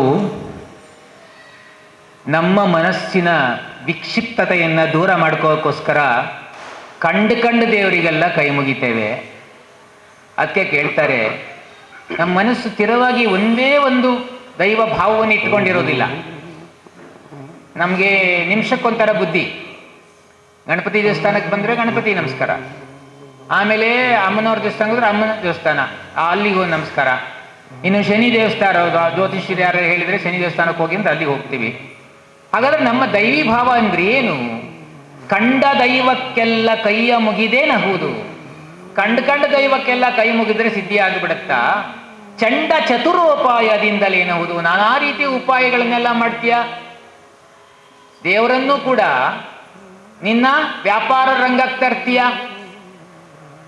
ಅಲ್ವಾ? ನಾವು ವ್ಯಾಪಾರ ಮಾಡ್ತೀವಿ ನಾವು ದೇವರ ಹತ್ರಕ್ಕೆ. ನೋಡು, ನನಗಿದೊಂದು ಅಪೇಕ್ಷೆಯನ್ನು ಸಿದ್ಧಿ ಮಾಡಿಕೊಡು, ನಿನಗೆ ಕಿರೀಟ ಕೊಡಿಸ್ತೀನಿ ಅಂತ. ಅವನು ಕಿರೀಟ ತಗೋಬೇಕಾದ್ರೆ ಅವನು ಸಿದ್ಧಿ ಮಾಡಿಕೊಡ್ಬೇಕು. ಅವನು ಈ ಮಟ್ಟಕ್ಕೆ ಇಳಿಸ್ತೇವೆ ದೇವರನ್ನು.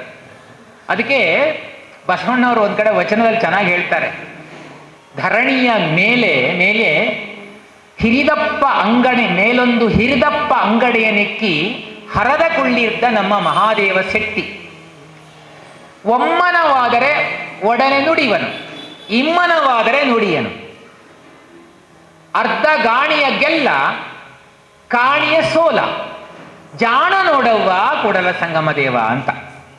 ವ್ಯಾಪಾರ ಹೆಂಗ್ ಮಾಡ್ತಾನೆ ಅಂತ.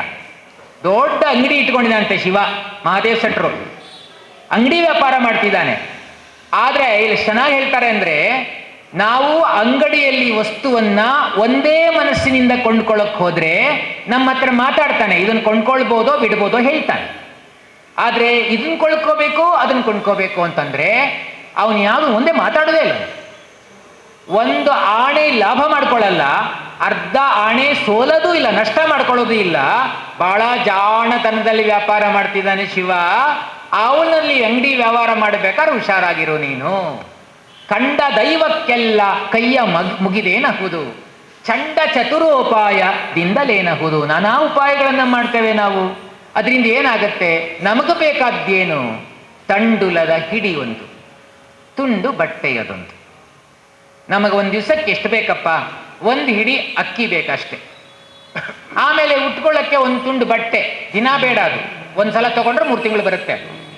ತುಂಡು ಬಟ್ಟೆಯದೊಂದು.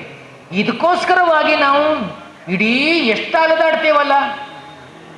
ಯಾಕಿದು? ನಮಗೆ ಬೇಕಾದಷ್ಟು ಹೊಟ್ಟೆ ತುಂಬಿದ್ರು ಯಾಕಪ್ಪ ನಾವು ಅಲ್ದಾಡಬೇಕು?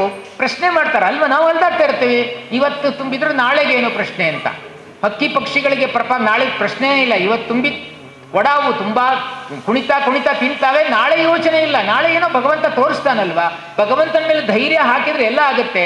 ಧೈರ್ಯ ಹಾಕಕ್ಕಾಗಲ್ಲ ನಮಗೆ. ಇದಕ್ಕೆ ಯಾಕಪ್ಪ ಇಷ್ಟು ಅಂಡಲಿಬೇಕು? ಕಂಡು ದೈವಕ್ಕೆಲ್ಲ ಯಾಕೆ ಕೈ ಮುಗಿಬೇಕು ನೀನು ಅಂತ ಕೇಳ್ತಾರೆ. ಹೊನ್ನೆಂದು ಜಗದಿನಿ ಕೈಗೆ ಕೊಂಡುದನು ವಿಧಿ ಮಣ್ಣೆನುವನ್, ಅವನವರ ಮಣ್ಣೆನುವೆ ನೀನು.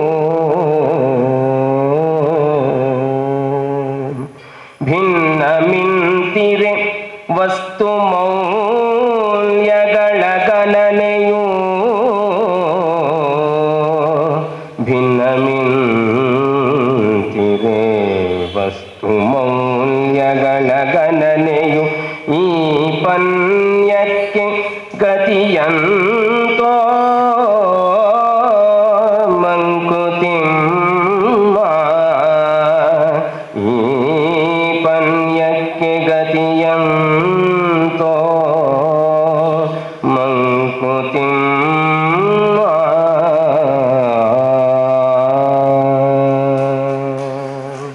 ಸುಂದರವಾದ ಪದ್ಯ ಇದು. ಆಗ ಅಂಗಡಿದು ಹೇಳಿದ್ನಲ್ಲ, ಅಂಗಡಿಗೆ ಇದಕ್ಕೂ ಸ್ವಲ್ಪ ಸಾಮ್ಯತೆ ಇದೆ. ಹೊನ್ನೆಂದು ನೀನ್ ಜಗದಿ ಕೈಗೆ ಕೊಂಡುದನು ವಿಧಿ ಮಣ್ಣೆನುವನು, ಅವನ ವರಮಣ್ಣೆನುವೆ ನೀನು. ಭಿನ್ನವಿಂತಿರೆ ವಸ್ತು ಮೌಲ್ಯಗಳ ಗಣನೆ ಪಣ್ಯಕ್ಕೆ ಗತಿ ಎಂತೋ ಮಂಕುತಿಮ್ಮ. ಭಗವಂತನ ವ್ಯಾಪಾರ ಕ್ಷೇತ್ರ, ಭಗವಂತನ ಮಾರ್ಕೆಟಿಗೂ ನಮ್ಮ ಮಾರ್ಕೆಟಿಗೂ ಬಹಳಷ್ಟು ವ್ಯತ್ಯಾಸ ಇದೆ. ಭಗವಂತನ ಮಾರ್ಕೆಟಲ್ಲಿ ಯಾವುದು ಹೊನ್ನು ಅದನ್ನು ನಮ್ಮ ಮಾರ್ಕೆಟಲ್ಲಿ ಮಣ್ಣು ಅಂತ ತಿಳ್ಕೊಳ್ತೀವಿ. ನಾವು ಹೊನ್ನು ಅಂತ ತಿಳ್ಕೊಂಡಿದ್ದೆ ನಾವು ಮಣ್ಣು ಮಾಡ್ತಾನೆ. ಇದೇ ಇದು ಆಟ ನಡೀತಾ ಇರೋದು. ಏನೋ ಬಸ್ ಸ್ಟ್ಯಾಂಡ್ ಹತ್ರನೇ ಬೇಕು ಅಂತ ಬಹಳ ರೇಟ್ ಬರುತ್ತೆ ಅಂತ ಸೈಟ್ ತಗೊಂಡಿರ್ತಾರೆ, ಅಲ್ಲಿ ಮನೆ ಕಟ್ತಾರೆ. ಆವಾಗಷ್ಟೆಲ್ಲ ಬೆಳೆದಿರಲ್ಲ. ಬಸ್ ಸ್ಟ್ಯಾಂಡಲ್ಲಿ ಎಲ್ಲ ರೀತಿ ಬಸ್ಸುಗಳು ಕಾರುಗಳು ಎಲ್ಲ ಬಂದು ಗಲಾಟೆ, ಹಣ್ಣಿನ ಅಂಗಡಿದು ಅದು ಇದು ಪಿಕ್ ಪಾಕೆಟು ಎಲ್ಲ ಬರುತ್ತೆ. ಆಮೇಲೆ ಮೇಲೆ ಮೇಲೆ ವಾಸನೆಗಳು. ಅದು ಬಂದಾಗ ಯಾಕಾದರೂ ಬೇಕಿತ್ತಪ್ಪ ಇದು ಅಂತ ಅದನ್ನು ಒಳ್ಳೆ ರೇಟಿಂಗ್ ಮಾರಿ ಇನ್ನೆಲ್ಲೋ ಎಕ್ಸ್ಟೆನ್ಷನ್ ಬೇರೆ ದೂರ ಹೋಗ್ತೀವಲ್ವ. ಅಂದರೆ ಎಲ್ಲಿಯೂ ನಾವು ತೃಪ್ತಿ ಪಡಲ್ಲ. ಬೇಡಿದುದ ನೀವನೀಶ್ವರನೆಂಬ ನೆಚ್ಚಿಲ್ಲ, ಬೇಡಲೊಳ್ಳಿದಾವುದರ ಎಂಬುದರ ಅರಿವುಮಿಲ್ಲ, ಕೂಡಿ ಬಂದುದನು ಅವನಿಚ್ಛೆ ಎಂದುಕೊಳ್ಳೆ ನೀಡು ಗೆದೆಗಟ್ಟಿಯನ್ನು ಮಂಕುತಿಮ್ಮ ಅಂತ ಕೊನೆಗೆ ಹೇಳ್ತಾರೆ ಇದನ್ನ. ಇದಕ್ಕೆ ಉತ್ತರ ಹೊನ್ನೆಂದು ನೀ ಜಗದಿ ಕೈಗೆ ಕೊಂಡುದನು ವಿಧಿ ಮಣ್ಣೆನುವನು, ಅವನವರ ಮಣ್ಣೆನುವೆ ನೀನು. ಹೀಗೆ ಭಗವಂತನ ಸಂತೆಯಲ್ಲಿಯೂ ನಿಮ್ಮ ಸಂತೆಯಲ್ಲಿಯೂ ಪಣ್ಯ ವಸ್ತು ಇದೆಯಲ್ಲಮ್ಮ, ವಿಕ್ರಿಯ ವಸ್ತು ಬೇರೆ ಬೇರೆ ಬೆಲೆ ಇದ್ದಾಗ ಹೇಗೆ ವ್ಯಾಪಾರ ಮಾಡುವುದು? ಆಗಲ್ಲ. ನಾವು ಸ್ವೀಕಾರ ಮಾಡಿದ್ದನ್ನ ಭಗವಂತ ಅದೇ ರೀತಿ ಸ್ವೀಕಾರ ಮಾಡ್ತಾನೆ ಅಂತ ಇಲ್ವಲ್ಲ. ಮಕ್ಕಳಿಲ್ಲ ಅಂತ ಭಾಳ ಭಾಳ ಹೆಣ್ಗಾಡಿ 15 ವರ್ಷ ಊರೆಲ್ಲ ಹರಕೆ ಹೊತ್ಕೊಂಡು ಮಗು ಪಡ್ಕೊಂಡಿರ್ತಾರೆ. ಅದು ಪ್ರೀತಿ, ಎಲ್ಲಿಲ್ಲದ ಪ್ರೀತಿ ತೋರಿಸ್ತಾರೆ. 15 ವರ್ಷಕ್ಕೊಮ್ಮೆ ಹುಟ್ಟಿದೆಯಲ್ಲ, ಹಾಗಾಗಿ 15 ವರ್ಷ ಆದ ತಕ್ಷಣ ಅದು ಅಪ್ಪ ಪೋಲಿ ರೌಡಿ ಆಗಿದ್ರೆ ಯಾರು ತಂದೆ ತಾಯಿ ಇದ್ರು ಅವ್ರ ಬಾಯಲ್ಲೇ ಬರುತ್ತೆ, ನೀನು ಹುಟ್ಟಿದ ತಕ್ಷಣ ಸತ್ತೋಗಿದ್ರು ಅದು ಹುಟ್ಟಲೇಬಾರ್ದಿತ್ತು ಅಂತ ಬರ್ತಿತ್ತಲ್ವಾ. ನಾವು ಅಂದುಕೊಂಡಾಗ ಆಗೋದಿಲ್ಲವಲ್ಲ. ಬೇಡಿದುದನು ಈವನು ಈಶ್ವರನು ಎಂಬ ನಚ್ಚಿಲ್ಲ. ನಾವು ಭಗವಂತನ ಹತ್ರ ಬೇಡ್ತಾನೆ ಇರ್ತೀವಿ. ಇವತ್ತೇನು ಕೇಳ್ಕೊಂಡಿರ್ತೀವೋ ನಾಳೆ ಅದನ್ನೇ ಕೇಳ್ತೀವಿ. ಅಂದ್ರೆ ಕೇಳಿದ್ದನ್ನು ಕೊಡಲ್ಲ ಅಂತ ನಮ್ಗೆ ನಂಬಿಕೆ ಇದೆ, ಅವನ ಮೇಲೆ ನಂಬಿಕೆ ಇಲ್ಲ. ಮತ್ತೆ ಕೇಳ್ತೀವಿ? ಹಾಗಾದ್ರೆ ಒಂದ್ಸಲ ಕೇಳಿದ್ರೆ ಮುಗಿದೋಯ್ತಲ್ಲ, ಅವನಿಗೆ ಗೊತ್ತಿದೆ ಅಂತ ಹೇಳಿದ್ಮೇಲೆ ಕೊಡ್ಬೇಕಲ್ವಾ. ನಾಳೆನೂ ಅದೇ ಪ್ರಾರ್ಥನೆ ಇಡ್ತೀವಿ. ನಮ್ದೇನಿದು ಪ್ರಾರ್ಥನೆ ಇಲ್ಲದೆ ಪೂಜೆ ಇಲ್ವಲ್ಲ. ಅದಕ್ಕೆ ಭಗವಂತ ಹೇಳಿದ್ದು ಕರ್ಮಣ್ಯವಾಧಿಕಾರಸ್ಥೆ ಮಾ ಫಲೇಶು ಕದಾಚನ. ಮಾಡುವ ಕರ್ಮವನ್ನ ನಿನ್ನ ಇಷ್ಟದಂತೆ ನೀನ್ ಬಹಳ ಶ್ರದ್ಧೆಯಿಂದ ಮಾಡು, ಫಲಾಪೇಕ್ಷೆಯಿಂದ ಮಾಡಬೇಡ. ಏನು ಓದಿದ್ರೂ ಕೂಡ ಅದಕ್ಕೊಂದು ಫಲಶ್ರುತಿ ಅಂತಿರುತ್ತೆ. ಕೊನೆಗೆ ಅದನ್ನು ಓದ್ತಾ ಕುತ್ಕೊಳ್ತೀವಿ. ಆ ಫಲಶ್ರುತಿಗಾಗಿ ನಾವು ಓದಿದ್ದು ಅಂತಾಯ್ತಲ್ಲ, ಅಲ್ಲಿಗಲ್ಲಿ ಕ್ಯಾನ್ಸಲ್ ಆಯ್ತು. ನಮ್ಗೇನು ಪುಣ್ಯ ಬರಕ್ಕೆ ಸಾಧ್ಯ? ಅದೇ ನಾವು ಸರಿಯಾಗಿ ಮಾಡಬೇಕು. ಭಗವಂತ ಹೇಳಿದಾಗೆ ಕೆಲಸ ಮಾಡುವುದೇ ನಮಗೆ ಖುಷಿ ಆಗಬೇಕು, ಅದೇ ಭಗವಂತ ಪೂಜೆ ಆಗಬೇಕು. ಕೆಲಸ ಮಾಡಿದ ಮೇಲೆ ಬೇರೆ ಫಲಕ್ಕಾಗಿ ನಾವು ಅರ್ಜಿ ಸಲ್ಲಿಸುವ ವ್ಯವಸ್ಥೆ ಇಟ್ಕೋಬಾರ್ದು. ಹಾಗಿದ್ರೆ ನಿಜವಾದ ಪೂಜೆ ಆಗತ್ತೆ, ಅದು ನಿಜವಾದ ಕರ್ತವ್ಯ ಆಗತ್ತೆ. ಆಮೇಲೆ ಪ್ರಾಮಾಣಿಕವಾದ ಕರ್ತವ್ಯ ಆಗಿದ್ದೇ ಆದಲ್ಲಿ ಅವನು ಒಂದಲ್ಲ ಒಂದು ರೀತಿಯಲ್ಲಿ ಫಲ ಕೊಡದೆ ಇರೋದೇ ಇಲ್ಲ. ಅಷ್ಟು ನಂಬಿಕೆ ಬೇಕಲ್ವಾ ನಮಗೆ? ಅವನ ಮೇಲೆ ಶ್ರದ್ಧೆ ಬೇಕು, ನಂಬಿಕೆ ಬೇಕು. ನಂಬಿಕೆ ಇಲ್ಲದ್ರೆ ಹೇಗೆ ಸಾಧ್ಯ? ಆದ್ರಿಂದ ಅವನ ವ್ಯಾಪಾರ ಕ್ಷೇತ್ರವೇ ಬೇರೆ, ನಮ್ಮ ವ್ಯಾಪಾರ ಕ್ಷೇತ್ರವೇ ಬೇರೆ. ಬೇಡಲೊಳ್ಳಿತೆಂಬುದರ ಯಾವುದನ್ನ ಒಳ್ಳೆಯದು ಅಂತ ತಿಳ್ಕೊಂಡು ಭಗವಂತ ನಮ್ಗೆ ಯಾವುದು ಕೊಟ್ಟರೆ ಒಳ್ಳೇದಾಗತ್ತೆ ಅಂತ ಅರಿವಿಲ್ಲ ನಮಗೆ. ಆದ್ರಿಂದ ಅವನು ನಾನು ಬೇಡಿದ್ದನ್ನು ಕೊಡ್ತಾನೆ ಅಂತ ಗ್ಯಾರಂಟಿ ಇಲ್ಲ. ಯಾವುದನ್ನ ಬೇಡಿದ್ರೆ ಒಳ್ಳೇದು ಅಂತ ನಮ್ಗೆ ಅರಿವೂ ಇಲ್ಲ. ಅದಕ್ಕೆ ಕೊನೆಗೆ ಏನು ಮಾಡು ಅಂದ್ರೆ ಕೂಡಿ ಬಂದುದನು ಅವನಿಚ್ಛೆ ಎಂದುಕೊಳ್ಳೆ.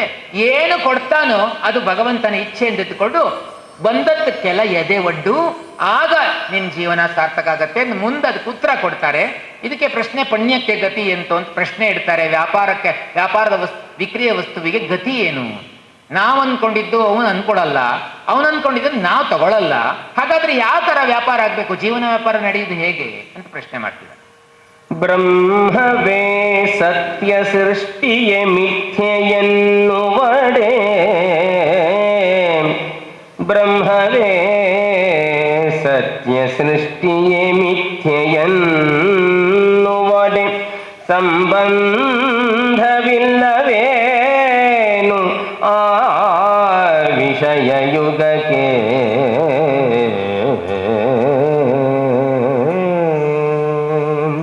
ನಮ್ಮ ಕನ್ಮನಸುಗಳೇ ನಮಗೆ ಸತೆ ಪೇಳುವಡೆ, ನಮ್ಮ ಕನ್ಮನಸುಗಳೇ ನಮಗೆ ಸತೆ ಪೇಳುವಡೆ, ನೆಮ್ಮ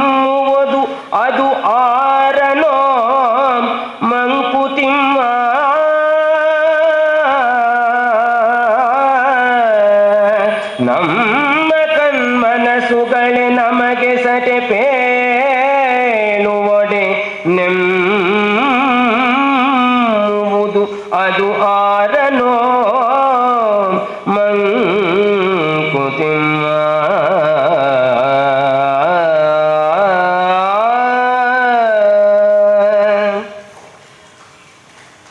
ಅದ್ವೈತದ ತತ್ವವನ್ನು ಇಲ್ಲಿ ಅವರದೇ ಆದ ಮಾತುಗಳಲ್ಲಿ ವಿಸ್ತರಿಸ್ತಾ ಹೋಗ್ತಾರೆ. ಬ್ರಹ್ಮ ಸತ್ಯಂ ಜಗನ್ಮಿಥ್ಯ ಜೀವೋ ಬ್ರಹ್ಮೈವ ನಾಪರಹ ಅಂತ ಒಂದು ಮಾತು. ಅದ್ವೈತದ ತತ್ವ ಅದು. ಪರಬ್ರಹ್ಮ ಸತ್ಯ, ಈ ಜಗತ್ತೆಲ್ಲ ಮಿಥ್ಯ. ಮಿಥ್ಯ ಅಂದರೆ ಸುಳ್ಳಲ್ಲ, ಸತ್ಯದಂತೆ ಕಾಣುವ ಸತ್ಯವಲ್ಲದ್ದಕ್ಕೆ ಮಿಥ್ಯೆ ಅಂತ ಕರೀತಾರೆ. ಮಿಥ್ಯೆ ಅಂದರೆ ಎಲ್ಲ ಸುಳ್ಳೆ ಸುಳ್ಳು ಅಂತ ಹೇಳೋಕ್ಕಾಗಲ್ಲ. ಆದ್ದರಿಂದ ಬ್ರಹ್ಮ ಸತ್ಯ ಜಗನ್ಮಿಥ್ಯ ಅಂತೆಲ್ಲ ಇದೆಯಲ್ಲ, ಬ್ರಹ್ಮವೇ ಸತ್ಯ ಸೃಷ್ಟಿಯೇ ಮಿಥ್ಯೆ ಎನ್ನುವಡೆ ಸಂಬಂಧವಿಲ್ಲವೇನಾ ವಿಷಯಯುಗಕ್ಕೆ? ಹಾಗಾದ್ರೆ ನಮಗೂ ಈ ವಿಷಯಕ್ಕೂ ಸಂಬಂಧ ಇಲ್ವಾ ಪ್ರಶ್ನೆ ಕೇಳ್ತಾರೆ. ಈಗೆಲ್ಲ ಪ್ರಶ್ನೆ ಮಾಡಿ ಮುಂದೆ ಉತ್ತರ ಕೊಡ್ತಾರೆ. ಹುರಿಯುರುಳೆ ಹಾವಲ್ಲವಾದ್ವಡಂ ಮಬ್ಬಿನಲಿ ಹರಿದಾಡಿದಂತಾಗೆ ನೋಳ್ಪವೊಂಬೆದರಿ ಸುರಿಸುವ ಬೆಮರುದಿಟ ಜಗವು ಮಂತುಟ ಜಿಟವೋ ಜರಿಯದಿರು ತೋರ್ಕೆಗಳ ಮಂಕುತಿಮ್ಮ. ಮುಂದೆ ಅದಕ್ಕೆ ಉತ್ತರ ಕೊಡ್ತಾರೆ. ಆದ್ರಿಂದ ಬ್ರಹ್ಮವೇ ಸತ್ಯ ಜಗನ್ಮಿಥ್ಯ ಅಂತ ಹೇಳಿದರೆ ಈ ಜಗತ್ತಿಗೂ ನಮಗೂ ಸಂಬಂಧ ಇಲ್ವಾ? ನಮ್ಮ ಕಣ್ಣುಗಳು ನಮ್ಮ ಮನಸ್ಸುಗಳೇ ನಮಗೆ ಸುಳ್ಳು ಹೇಳಿದರೆ ಇನ್ಯಾರು ನಂಬೋದು ನಾವು? ಹಾಗಾದ್ರೆ ನಾವು ನೋಡಿದ್ದೆಲ್ಲ ಸುಳ್ಳು ಅಂದ್ರೆ ಯಾರು ನಂಬೇಕು ನಾವು? ನಮ್ಮ ಮನಸ್ಸು ಕಲ್ಪನೆ ಮಾಡಿದ್ದೆಲ್ಲ ಸುಳ್ಳು ಅಂದ್ರೆ ಯಾವುದನ್ನು ಕಲ್ಪನೆ ಮಾಡ್ಕೋಬೇಕು ಹಾಗಾದ್ರೆ ಅಂತ ಪ್ರಶ್ನೆಯ ವೇದಿಕೆಯನ್ನ ಗಟ್ಟಿ ಮಾಡ್ತಾರೆ ಡಿವಿಜಿಯಲ್ಲಿ. ಆಮೇಲೆ ಉತ್ತರ ಕೊಡ್ತಾ ಹೋಗ್ತಾರೆ ಮುಂದೆ. ಬೇರಯಿಸಿ ನಿಮಿಷ ನಿಮಿಷಕಂ ಒಡಲ ಬಣ್ಣಗಳ ತೋರಿ ಪೂಸರವಳ್ಳಿಯಂತೇನು ಬೊಮ್ಮಂ ಪೂರಮೈಂದೋರನೆಂಬ ಕಪಟಿಯ ಅಂಶಾವತಾರದಿಂದಾರ್ಗೇನು ಮಂಕುತಿಮ್ಮ. ಪೂರಮೈದೋರನೆಂಬ ಆ ಕಪಟಿಯ ಅಂಶಾವತಾರದಿಂದ ಆರ್ಗೇನು ಮಂಕುತಿಮ್ಮ.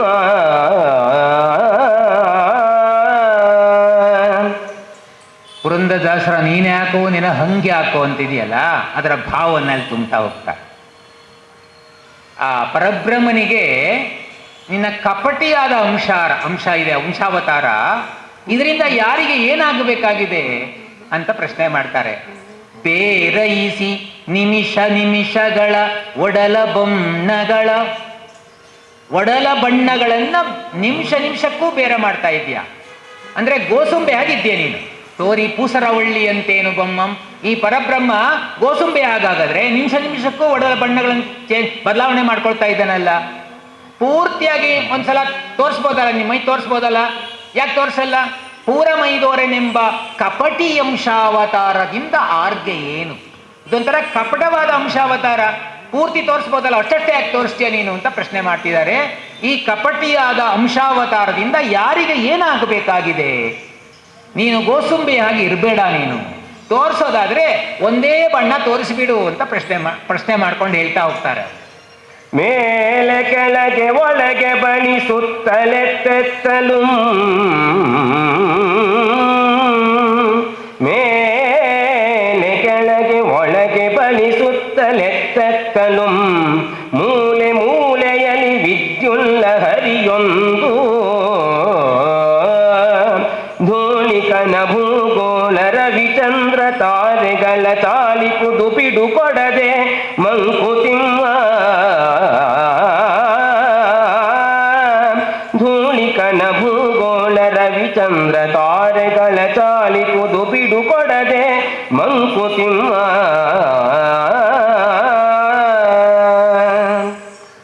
ಆ ಪರಮಾತ್ಮ ಪರಬ್ರಹ್ಮ ಶಕ್ತಿ ಇದೆಯೋ ಇಲ್ಲವೋ ಎಂಬುದಾಗಿ ಸಂಶಯವನ್ನ ಮೊಟ್ಟ ಮೊದಲು ವ್ಯಕ್ತಪಡಿಸ್ತಾ ಈಗ ಅದನ್ನು ದಿಟ ಮಾಡ್ತಾ ಹೋಗ್ತಾರೆ, ಅದನ್ನು ಕನ್ಫರ್ಮ್ ಮಾಡ್ತಾ ಹೋಗ್ತಾರೆ.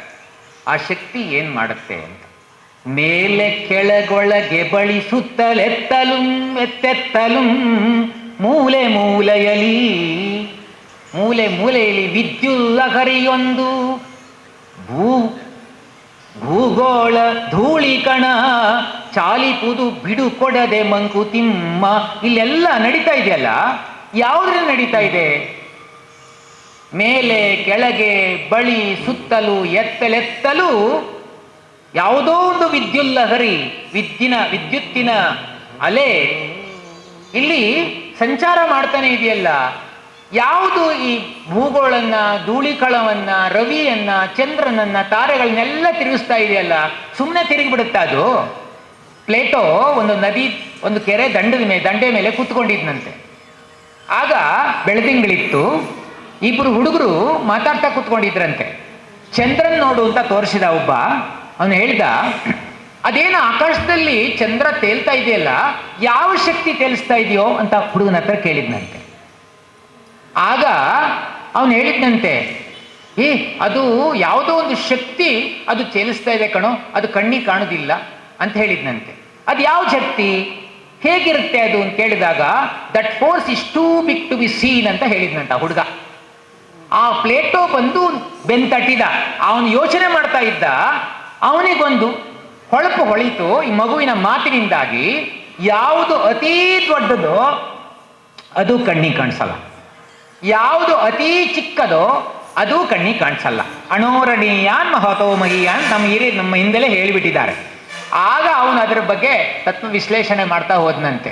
ಆದ್ರಿಂದ ಯಾವುದೋ ಒಂದು ಶಕ್ತಿ, ವಿದ್ಯುಲ್ಲಹರಿ, ಶಕ್ತಿಯ ಒಂದು ಲಹರಿ ತೆರೆ ಧೂಳಿಕಣ, ಭೂಗೋಳ, ರವಿ, ಚಂದ್ರ, ತಾರೆಗಳನ್ನ ನಿರಂತರವಾಗಿ ಚಲಿಸುವಂತೆ ಮಾಡ್ತಾ ಇದೆಯಲ್ಲ. ಯಾರು ಚಲಿಸ್ತಾರೆ? ಭೂಮಿ ತಿರುಗ್ತಾ ಇದೆ, ಹಗಲು ರಾತ್ರಿಗಳಾಗ್ತವೆ, ಗ್ರಹಗಳು ತಿರುಗ್ತವೆ, ನಕ್ಷತ್ರಗಳು ಮಿನುಗ್ತವೆ. ಇದನ್ನೆಲ್ಲ ಮಾಡೋದು ಯಾರು? ಪ್ರಶ್ನೆ ಮಾಡಿದ್ರೆ ನಮ್ಗೇನಿದೆ ಉತ್ತರ? ಹಕ್ಕಿ ಹಾರಿತು ಏಕೆ?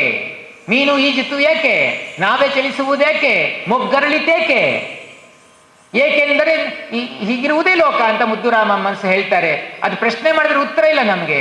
ಅದರಿಂದ ಇವೆಲ್ಲ ಯಾಕಾಗಿದೆ ಅಂದ್ರೆ, ಅದು ಯಾವುದೋ ಒಂದು ಶಕ್ತಿ ಅದನ್ನ ಚಾಲನೆ ಮಾಡ್ತಾ ಇದೆ ಅಂತ ಈಗ ಆ ಶಕ್ತಿಯನ್ನ ವಿಸ್ತಾರಾತ್ಮಕವಾಗಿ ವರ್ಣನೆ ಮಾಡ್ತಾ ಹೋಗ್ತಾರೆ. ಪ್ರಶ್ನೆ ಕೇಳಿ ಈಗ ನಿರಂತರವಾಗಿ ಉತ್ತರ ಕೊಡ್ತಾ ಹೋಗ್ತಾರೆ.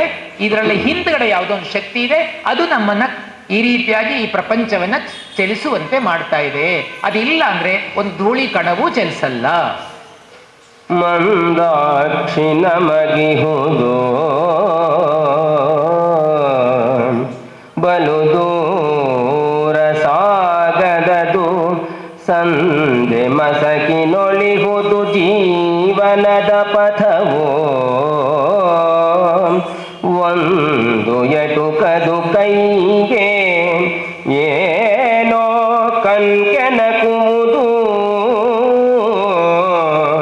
ಒಂದು ಮೆಟುಕದು ಕೈಗೆ ಏನೋ ಕಣ್ಕೆನಕುವುದು.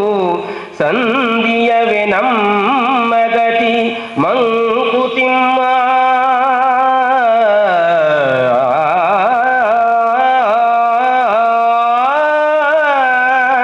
ಸಂಧಿಯವೇ ನಮ್ಮ ಗತಿ ಮಂಕುತಿಮ್ಮ.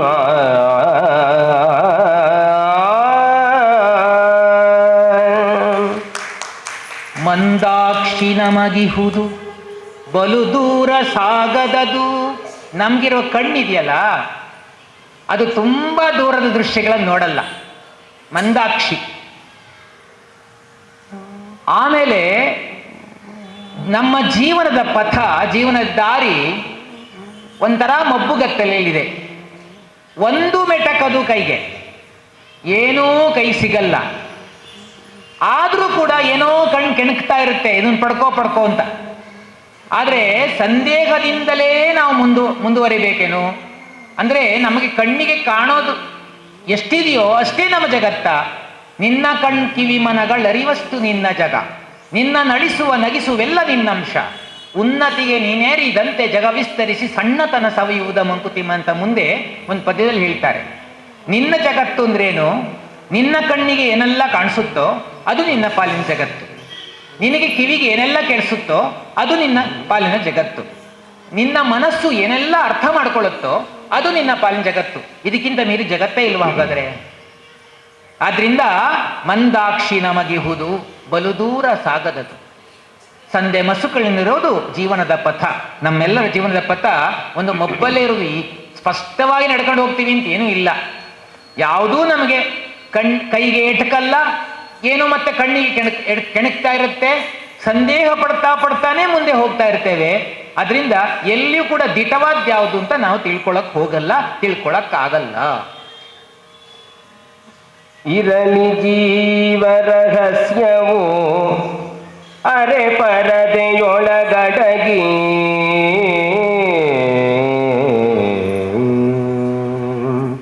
ಇರಲಿ ಜೀವ ರಹಸ್ಯವೋ ಅರೆ ಪರದೆಯೊಳಗಡಗಿ, ಅರಸಿ ವರಿಸುವರಾರು ಬೀದಿ ಬತ್ತಲಿಯ ಅರಳಿಪುದು ಅದು ಅಡಗಿರ್ದೊಡೆ ಆಗ ನಮ್ಮೆದೆಗಣ್ಣ ಸುರಸತೆಯ ಕುತುಕದಿಂ ಮಂಕುತಿಮ್ಮ ಅರಳಿಪುದು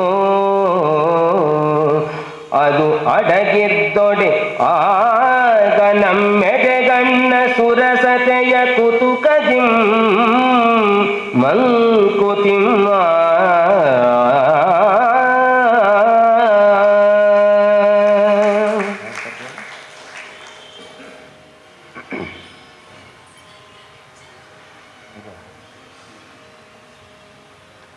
ಇರಲಿ ಜೀವ ರಹಸ್ಯ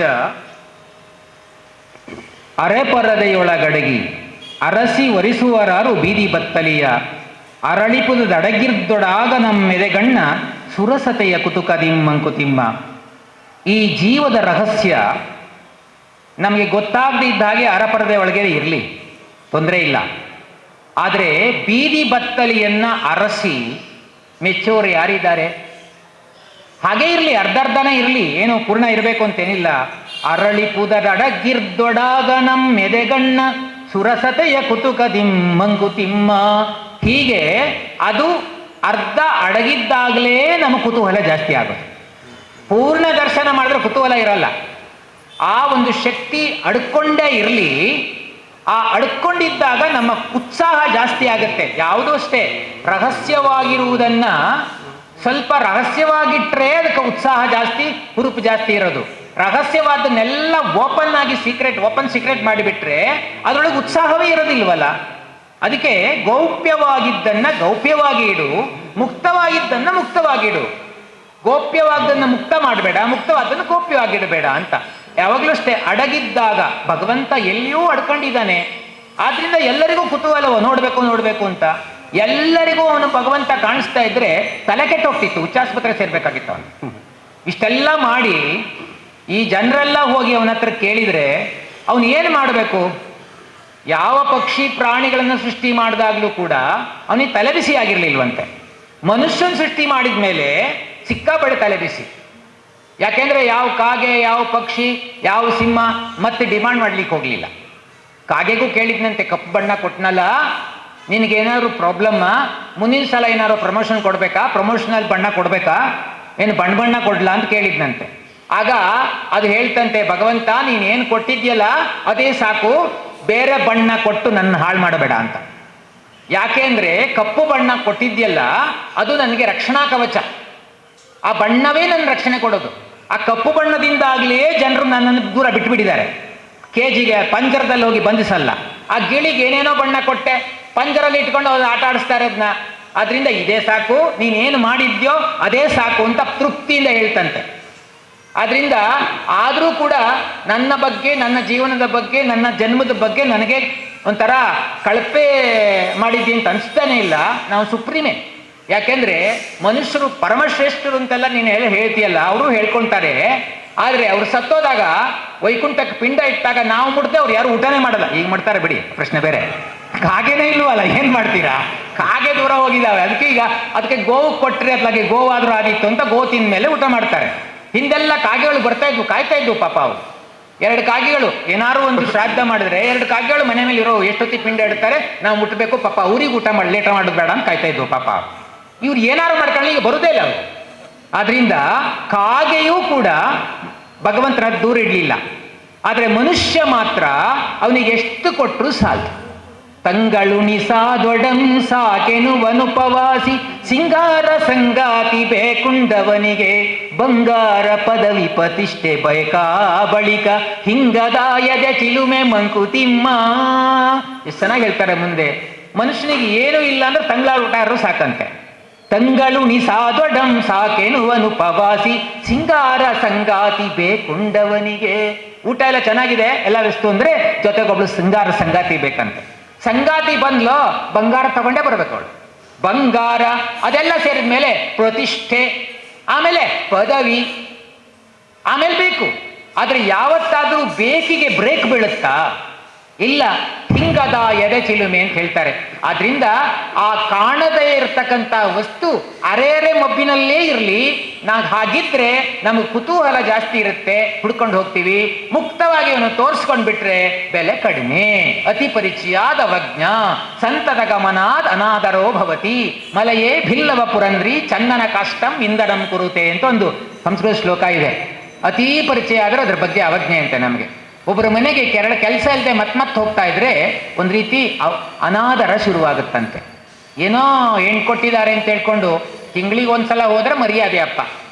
ಆಮೇಲೆ ಹೀಗೆ ಹೋಗ್ತಾ ಇದ್ರೆ ವಾರನೂ ಅಲ್ಲೇ ಕೆಲಸ ಆದ್ರೆ ಅದಕ್ಕೆ ಕನ್ನಡದಲ್ಲಿ ಒಂದು ಗಾದೆ ಇದೆಯಲ್ಲ, ಹಾಕ್ಮಣೆ ನೂಕ್ಮಣೆ ಯಾಕ್ಮಣೆ ಅಂತ.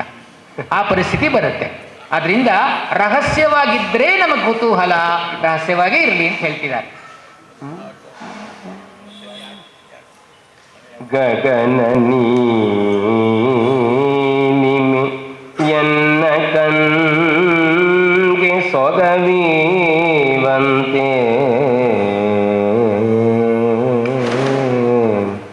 ಗಗನ ನೀನಿಮೆ ಎನ್ನ ಕಣ್ಗೆ ಸೊಗವೀವಂತೆ ಮುಗಿವ ತರಣಿಯ ರಕ್ತ ಹಿತವೆನಿಸದೇಕೋ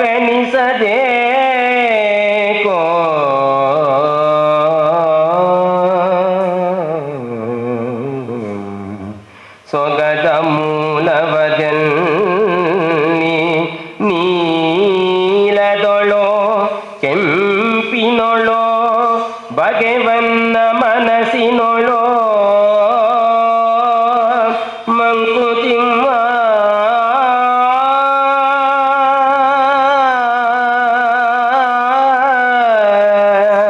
ಸೊಗದ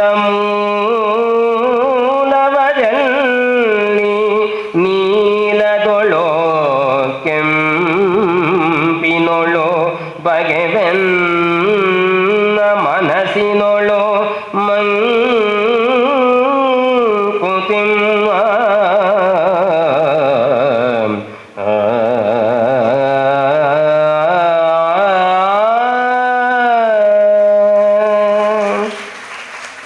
ನಮಗೆ ಸುಖದ ಮೂಲ ಎಲ್ಲಿದೆ? ನಾವು ಸುಖ ಅಂತ ಹೋಗ್ತೀವಲ್ಲ, ಯಾವುದು ಸುಖ?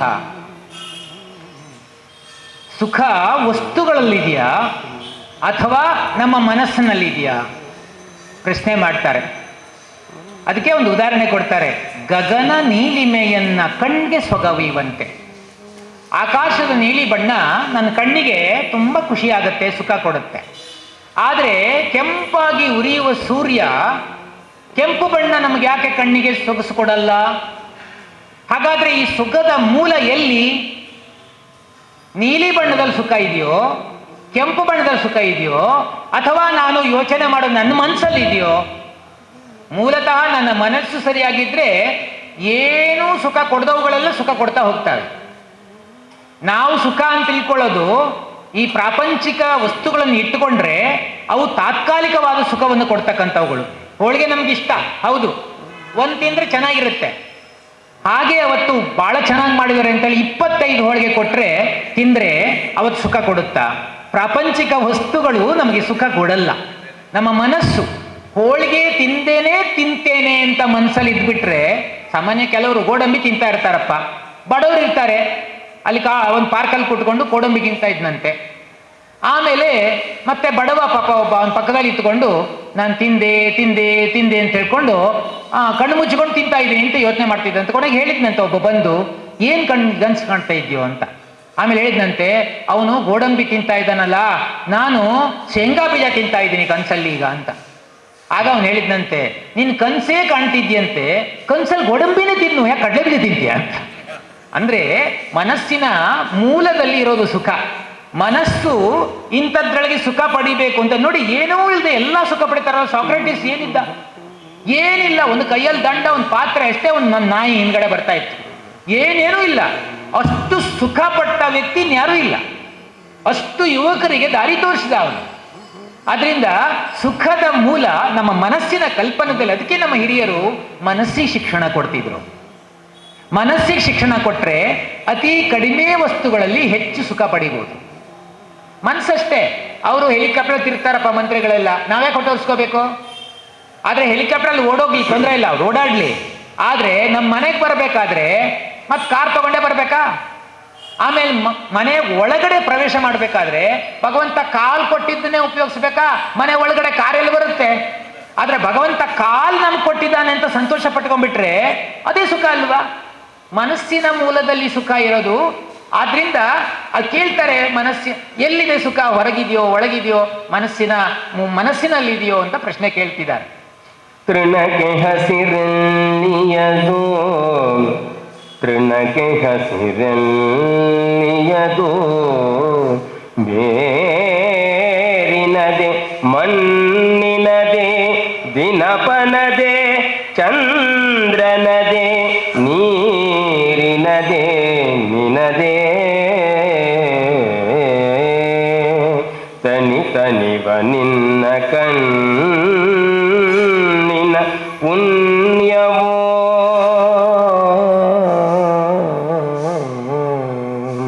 ತನಿ ತನಿವ ನಿನ್ನ ಕಣ್ಣಿನ ಪುಣ್ಯವೋ, ನೋಡು ಗುಣಕ್ಕೆ ಕಾರಣವೊಂದೇ ಮಂಕುತಿಮ್ಮ, ನೋಡು ಗುಣಕ್ಕೆ ಕಾರಣವೊಂದೇ ಮಂಕುತಿಮ್ಮ.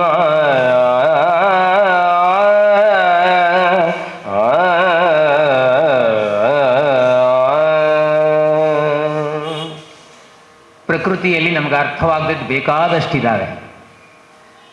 ಅದಕ್ಕೆ ಒಂದು ಹುಲ್ಲನ್ನು ತಗೊಳ್ತಾರೆ ಡಿ ವಿ ಜಿ. ಆ ಹುಲ್ಲಿಗೆ ಹಸಿರು ಬಣ್ಣ ಬಂದಿದೆಯಲ್ಲ, ಯಾವುದರಿಂದ ಬಂದಿದೆ ಅದು? ತೃಣಕ್ಕೆ ಹಸಿರೆಲ್ಲಿಯದು, ಬೇರಿನದೇ ಮಣ್ಣಿನದೇ, ದಿನಪನದೇ ಚಂದ್ರನದೇ, ನೀರಿನದೇ ನಿನದೇ. ಆ ಹಸಿರು ಬಣ್ಣ ಯಾವುದಕ್ಕೆ ಬಂತು? ಯಾವುದರಿಂದ ಬಂದಿದೆ? ಬೇರಿಂದ ಬಂದಿದ್ಯಾ? ಬೇರಿನ ಬಣ್ಣ ಹಸಿರಿಲ್ಲ. ಮಣ್ಣಿಂದ ಬಂದಿದ್ಯಾ? ಮಣ್ಣಿನ ಬಣ್ಣನೂ ಹಸಿರಿಲ್ಲ. ಸೂರ್ಯನಿಂದ ಬಂದಿದ್ಯಾ? ಸೂರ್ಯನೂ ಹಸಿರಿಲ್ಲ. ಚಂದ್ರ ಹಸಿರಿಲ್ಲ. ನೀರು ಹಸಿರಿಲ್ಲ. ನೀನು ಹಸಿರಿಲ್ಲ. ನಿನ್ನಿಂದ ಬಂದಿದ್ಯಾ? ನೀನು ನೋಡುವ ದೃಷ್ಟಿಯಿಂದ ಹಸಿರಾಗಿದ್ಯಾ? ಇಲ್ಲ. ಹಸಿರು ಹೇಗೆ ಬಂದಿದೆ? ಅದು ಅದ್ಭುತ ಪ್ರಕೃತಿದು. ಅರ್ಥ ಮಾಡ್ಕೊಳಕ್ಕಾಗಲ್ಲ. ಒಂದು ಗುಣ ಬಂದು ಸೇರ್ಬೇಕಾದ್ರೆ ಒಂದೇ ಒಂದು ವಿಚಾರದಿಂದ ಗುಣ ಬಂದಿರಲ್ಲ, ನಾನಾ ಗುಣಗಳು ಸೇರ್ಕೊಂಡು ಒಂದು ಗುಣ ಬಂದಿರುತ್ತೆ ಅಂತ ಹೇಳ್ತಾರೆ. ತೃಣಕ್ಕೆ ಹಸಿರೆಲ್ಲಿಯದು, ಬೇರಿನದೆ ಮಣ್ಣಿನದೆ, ದಿನಪನದೆ ಚಂದ್ರನದೆ, ನೀರಿನದೆ ನಿನದೆ, ತಣಿ ತಣಿವ ನಿನ್ನ ಕಣ್ಣಿನ ಪುಣ್ಯವೋ ನೋಡು, ಗುಣಕ್ಕೆ ಕಾರಣ ಒಂದೇ ಮಂಕುತಿಮ್ಮ. ಗುಣ ಬರ್ಬೇಕಾದ್ರೆ ಒಂದೇ ಕಾರಣ ಬರಲ್ಲ. ನಮ್ಗೆ ಮಧ್ಯೆ ಹೇಳಿ ಅಭ್ಯಾಸ ಆಗ್ಬಿಟ್ಟಿದೆ. ಅವ್ರು ಹೇಳಿದ್ರು ನನ್ನ ಹತ್ರ ಒಂದ್ಸಲ ಹೇಳಿಸುತ್ತೆ ಪದ್ಯ. ಅವ್ರ ರಾಗದಲ್ಲಿ ಹೇಳ್ತಾರೆ, ನಾನು ರಾಗ ವಿಹೀನವಾಗಿ ಹೇಳ್ತೀನಿ ಅಷ್ಟೇ. ಅದೊಂಥರ ಅದು ಹೇಳದಿದ್ರೆ ನಂಗೆ ಮರ್ತೋದಂಗೆ ಆಗ್ಬಿಡುತ್ತದೆ. ಅದು ಹೇಳ್ಕೊಂಡ್ರೆ ಬರೋದದು. ಅದರಿಂದ ತಣಿ ತಣಿವ ನಿನ್ನ ಕಣ್ಣಿನ ಪುಣ್ಯವೋ ನೋಡು. ಎಷ್ಟು ಚೆನ್ನಾಗಿ ಹೇಳ್ತಾರೆ. ನೀನ್ ನೋಡ್ತಾ ಇದೆಯಲ್ಲ ಹಸಿರನ್ನ, ನಿನ್ನ ಕಣ್ಣಿನ ಪುಣ್ಯ. ಅದು ಯಾಕೆ ಏನು ಅಂತ ಯೋಚನೆ ಮಾಡಕ್ ಹೋಗ್ಬೇಡ. ಸಂತೋಷವನ್ನ ತಕ್ಷಣ ಅನುಭವಿಸೋ ಪ್ರಯತ್ನ ಮಾಡು. ನೋಡು, ಗುಲಾಬಿ ಹೂ ಚೆನ್ನಾಗಿದೆಯಲ್ಲ, ಸಂತೋಷವಾಗಿ ನೋಡಪ್ಪ. ಅದರೊಳಗೆ ಎಷ್ಟು ಮುಳ್ಳಿದೆ ಅನಿಸ್ಬೇಡ. ಮುಳ್ಳು ಇರ್ತಾವಲ್ಲ. ನಿನ್ನ ತಣಿ ತಣಿಯುವ ನಿನ್ನ ಕಣ್ಣಿನ ಪುಣ್ಯವೂ ನೋಡು, ಗುಣಕ್ಕೆ ಕಾರಣ ಒಂದೇ. ಒಂದು ಗುಣ ಬರಬೇಕಾದ್ರೆ ಒಂದೇ ಕಾರಣದಿಂದ ಗುಣ ಬಂದಿರಲ್ಲ, ನಾನಾ ಕಾರಣಗಳಿರ್ತವೆ. ಒಬ್ಬ ಸದ್ಗುಣ ಸಂಪನ್ನನಾಗಬೇಕು ಅಂತ ಆದ್ರೆ ಯಾರ್ಯಾರೋ ಸಹಾಯ ಮಾಡಿರ್ತಾರೆ ಅವರಿಗೆ. ಮನೇಲಿ ಅಪ್ಪ ಅಮ್ಮ ಸಂಸ್ಕಾರ ಕೊಟ್ಟಿರ್ಬೋದು, ಅಥವಾ ಸಮಾಜ ಕೊಟ್ಟಿರ್ಬೋದು, ಗುರುಗಳು ಉಪದೇಶ ಕೊಟ್ಟಿರ್ಬೋದು, ನಾನಾ ರೀತಿಯಲ್ಲಿ ಅವ ಸ್ವಂತ ಶಕ್ತಿಯಿಂದ ಅವನು ಹೋಗಿರ್ಬೋದು. ಒಬ್ಬ ಮನುಷ್ಯ, ಒಬ್ಬ ವ್ಯಕ್ತಿ ಬದಲಾವಣೆ ಆಗುವುದು ಅಂದ್ರೆ ಒಂದು ಕ್ಷಣದಲ್ಲಿ ಬದಲಾವಣೆ ಆಗಿಬಿಡುತ್ತೆ. ಒಂದು ಕೊಳಲು ಕಲಿಬೇಕು ಅಂತಂದ್ರೆ ಪ್ರವೀಣ್ ಗೋಳ್ಕಿಂಡಿ ಒಂದ್ಸಲ ಇಲ್ಲಿ ಪ್ರಯೋಗ ಮಾಡಿಬಿಟ್ರು ಅಂತಂದ್ರೆ ಅನ್ನ ಮಗುವಿಗೆ ನೀವು 100 ಸಲ ಹೇಳ್ತೀರಿ ಕಲಿಯೋ ಅಂತ ಕಲ್ತಿರೋಲ್ಲ, ಅಮ್ಮ ನಾನು ಕಲಿತೀನಿ ಅಂತ ಹೊರಡ್ಬಿಡ್ತಾನೆ. ಒಂದು ಕ್ಷಣದಲ್ಲಿ ಬದಲಾವಣೆ ಆಗಿಬಿಡುತ್ತೆ. ಅದೆಲ್ಲ ಭಗವಂತನ ಆ ಪುಣ್ಯ, ನಮ್ಮ ಕಣ್ಣಿನ ಪುಣ್ಯದಿಂದಾಗಿ ಗುಣಗಳು ಬಂದು ಸೇರ್ತವೆ. ಒಂದು ಕಾರಣ ಇರಲ್ಲ ಗುಣ ಬರಲಿಕ್ಕೆ ಅಂತ ಹುಲ್ಲಿನ ಹಸಿರಿನ ಬಣ್ಣವನ್ನು ಕೊಟ್ಟು ಹೇಳ್ತಾ ಇದ್ದಾರೆ. ಕುರುಡನು ಇನ ಚಂದ್ರರನು ಕಣ್ಣಿಂದ ಕಾಣುವನೇ, ಕುರುಡನು ಇನ ಚಂದ್ರರನು ಕಣ್ಣಿಂದ ಕಾಣುವನೇ, ಅರಿಯುವಂ ಸೋಂಕಿಂದೆ ಬಿಸಿಲು ತಣಿವುಗಳ ನರನು ಮಂತೆಯೇ ಮನಸ್ಸಿನ ಅನುಭವದಿ ಕಾಣುವನು ಪರಸತ್ವ ಮಹಿಮೆಯನು. ಮಂಕುತಿಮ್ಮ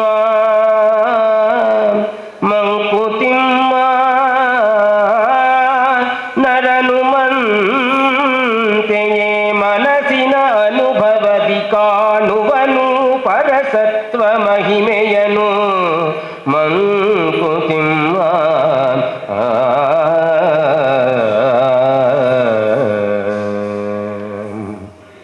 ಹಿಂದೆ ಪ್ರಶ್ನೆ ಕೇಳಿದಾರಲ್ಲ, ಅದಕ್ಕೆ ಇಲ್ಲಿ ಉತ್ತರ ಕೊಡ್ತಾ ಇದ್ದಾರೆ.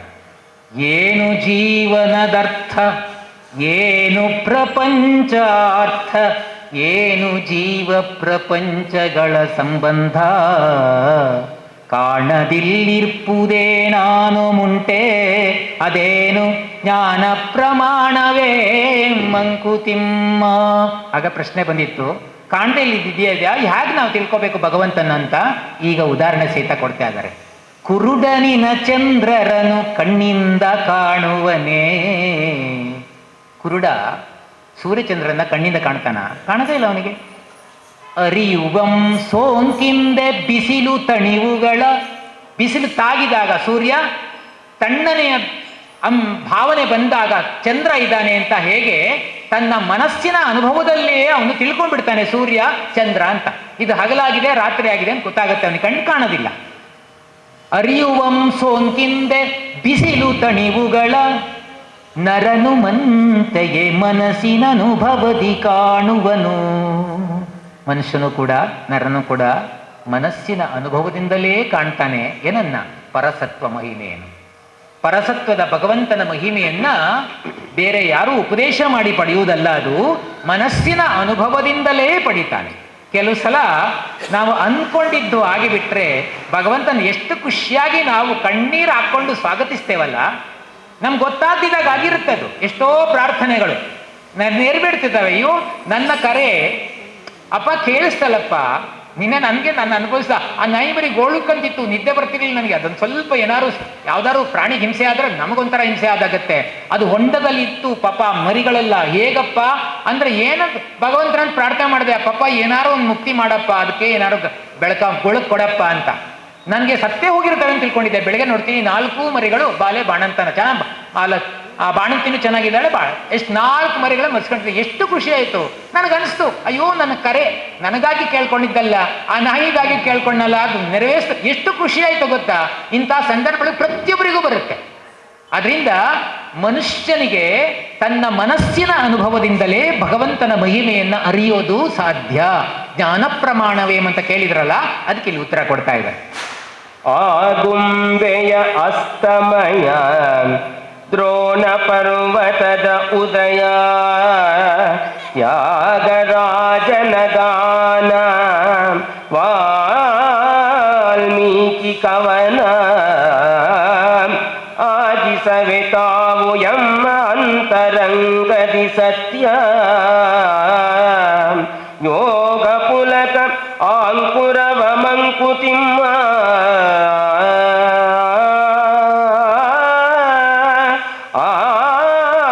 ಆಗಿಸವೆ ತಾವು ಎಮ್ಮ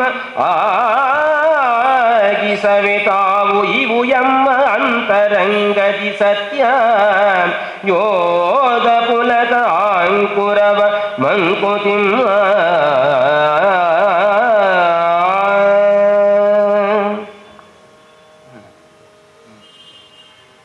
ಮತ್ತೆ ಇದಕ್ಕೆ ಪುಷ್ಟಿ ಕೊಡ್ತಾರೆ. ಅಂದ್ರೆ ಜ್ಞಾನ ಪ್ರಮಾಣವೇ ಮತ್ತೆ ಕೇಳ್ಕೊಂಡು ಬರೇ ಒಂದು ಪದ್ಯದಲ್ಲ, ಸುಮಾರು ಪದ್ಯಗಳಿಂದ ನಮಗೆ ಅರ್ಥೈಸ್ತಾರೆ. ಅದನ್ನ ಇನ್ನೊಂದು ಉದಾಹರಣೆ ಕೊಡ್ತಾ ಇದ್ದಾರೆ, ನಮ್ಮ ಅನುಭವಕ್ಕೆ ಬರುವಂಥದ್ದು.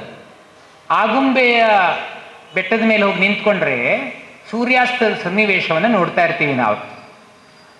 ಆಗುಂಬೆ ಯಸ್ತಮಯ, ದ್ರೋಣ ಪರ್ವತದುದಯ, ದ್ರೋಣಾಚಲದಲ್ಲಿ ಉದಯ ಸೂರ್ಯೋದಯ ದೃಶ್ಯ ನಾವು ನೋಡ್ತೇವೆ.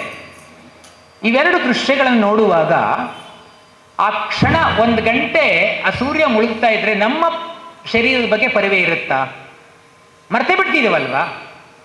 ಹಾಗೆ ಆಗುಂಬೆಯಸ್ತಮಯ, ದ್ರೋಣ ಪರ್ವತದ ಉದಯ, ತ್ಯಾಗರಾಜನ ಗಾನ, ತ್ಯಾಗರಾಜರ ಆ ಸಂಗೀತವನ್ನು ಕೇಳ್ತಾ ಇದ್ರೆ, ವಾಲ್ಮೀಕಿ ಕವನ, ವಾಲ್ಮೀಕಿ ರಾಮಾಯಣದ ಒಂದು ಕಥೆಯನ್ನ ಕೇಳ್ತಾ ಇದ್ರೆ, ಇವೆಲ್ಲ ನಿನ್ನನ್ನ ನೀನು ಒಂದು ಕ್ಷಣ ಕಾಲ ಮರೆಯುವಂತೆ ಮಾಡಲ್ವಾ? ಆಗಿಸವೇ ತಾವೇ ಅಂತರಂಗದ ಯೋಗ ಪುಲಕಾಂಕುರವ ಮಂಕುತ್ತಮ. ಸತ್ಯಯೋಗ ನಮಗೆ ಸತ್ಯದ ದರ್ಶನ ಮಾಡಿಕೊಳ್ಳೋದಿಲ್ವಾ? ನಮ್ಮ ಒಳಗಡೆ ಇರುವಂತಹ ಸತ್ಯದ ದರ್ಶನ ಮಾಡಿಕೊಳ್ಳೋದಿಲ್ವಾ ಅವು? ಆಗಿಸವೇ ತಾವೇ ಅಂತರಂಗದ ಸತ್ಯ ಯೋಗ ಪುಲಕಾಂಕುರವ ಮಂಕುತ್ತಮ. ಆ ಯೋಗ ಪುಲಕಾಂಕುರವನ್ನ ಮಾಡ್ತಾವಲ್ಲ, ಸತ್ಯದ ದರ್ಶನವನ್ನ ಮಾಡಿಸ್ತಾವಲ್ಲ ಅವು. ಆಗುಂಬೆಯಲ್ಲಿ ನಿಂತ್ಕೊಂಡಾಗ 1 ಗಂಟೆ ಕಾಲ, ಸಮುದ್ರದ ದಡದ ಮೇಲೆ ನಿಂತುಕೊಂಡಾಗ 1 ಗಂಟೆ ಕಾಲ, ಜೋಗ ಜಲಪಾತ ನೋಡುವಾಗ 1 ಗಂಟೆ ಅಥವಾ ಎಷ್ಟೊತ್ತು ನಿಂತ್ಕೊಳ್ತೀವೋ ನಮ್ಮ ದೇಹದ ಬಗ್ಗೆ ಪರಿವಿನೇ ಇಲ್ಲದಂತೆ ನಾವು ಮರೆತು ಬಿಡಲ್ವಾ? ಇದು ಸತ್ಯ ದರ್ಶನ. ಪ್ರಕೃತಿ ಭಗವಂತನ ದರ್ಶನ ಮಾಡುವುದು ಈ ಮೂಲಕ ನಮಗೆ ಮಾಡ್ತಾ ಇದೆ. ಈ ರೀತಿಯಾಗಿ ಪ್ರಕೃತಿಯನ್ನ ನಾವು ಆಸ್ವಾದಿಸುವುದರ ಮೂಲಕ ಭಗವಂತನ ಆರಾಧನೆ ಮಾಡಿ ಭಗವಂತನನ್ನ ಈ ರೀತಿಯಾಗಿ ಕಾಣಬೇಕು ಅಂತ ಡಿ ವಿ ಜಿ ಅವರು ಈ ಪದ್ಯದಲ್ಲಿ ನಮಗೆ ಸ್ಪಷ್ಟಪಡಿಸ್ತಾರೆ. ಧನ್ಯವಾದಗಳು.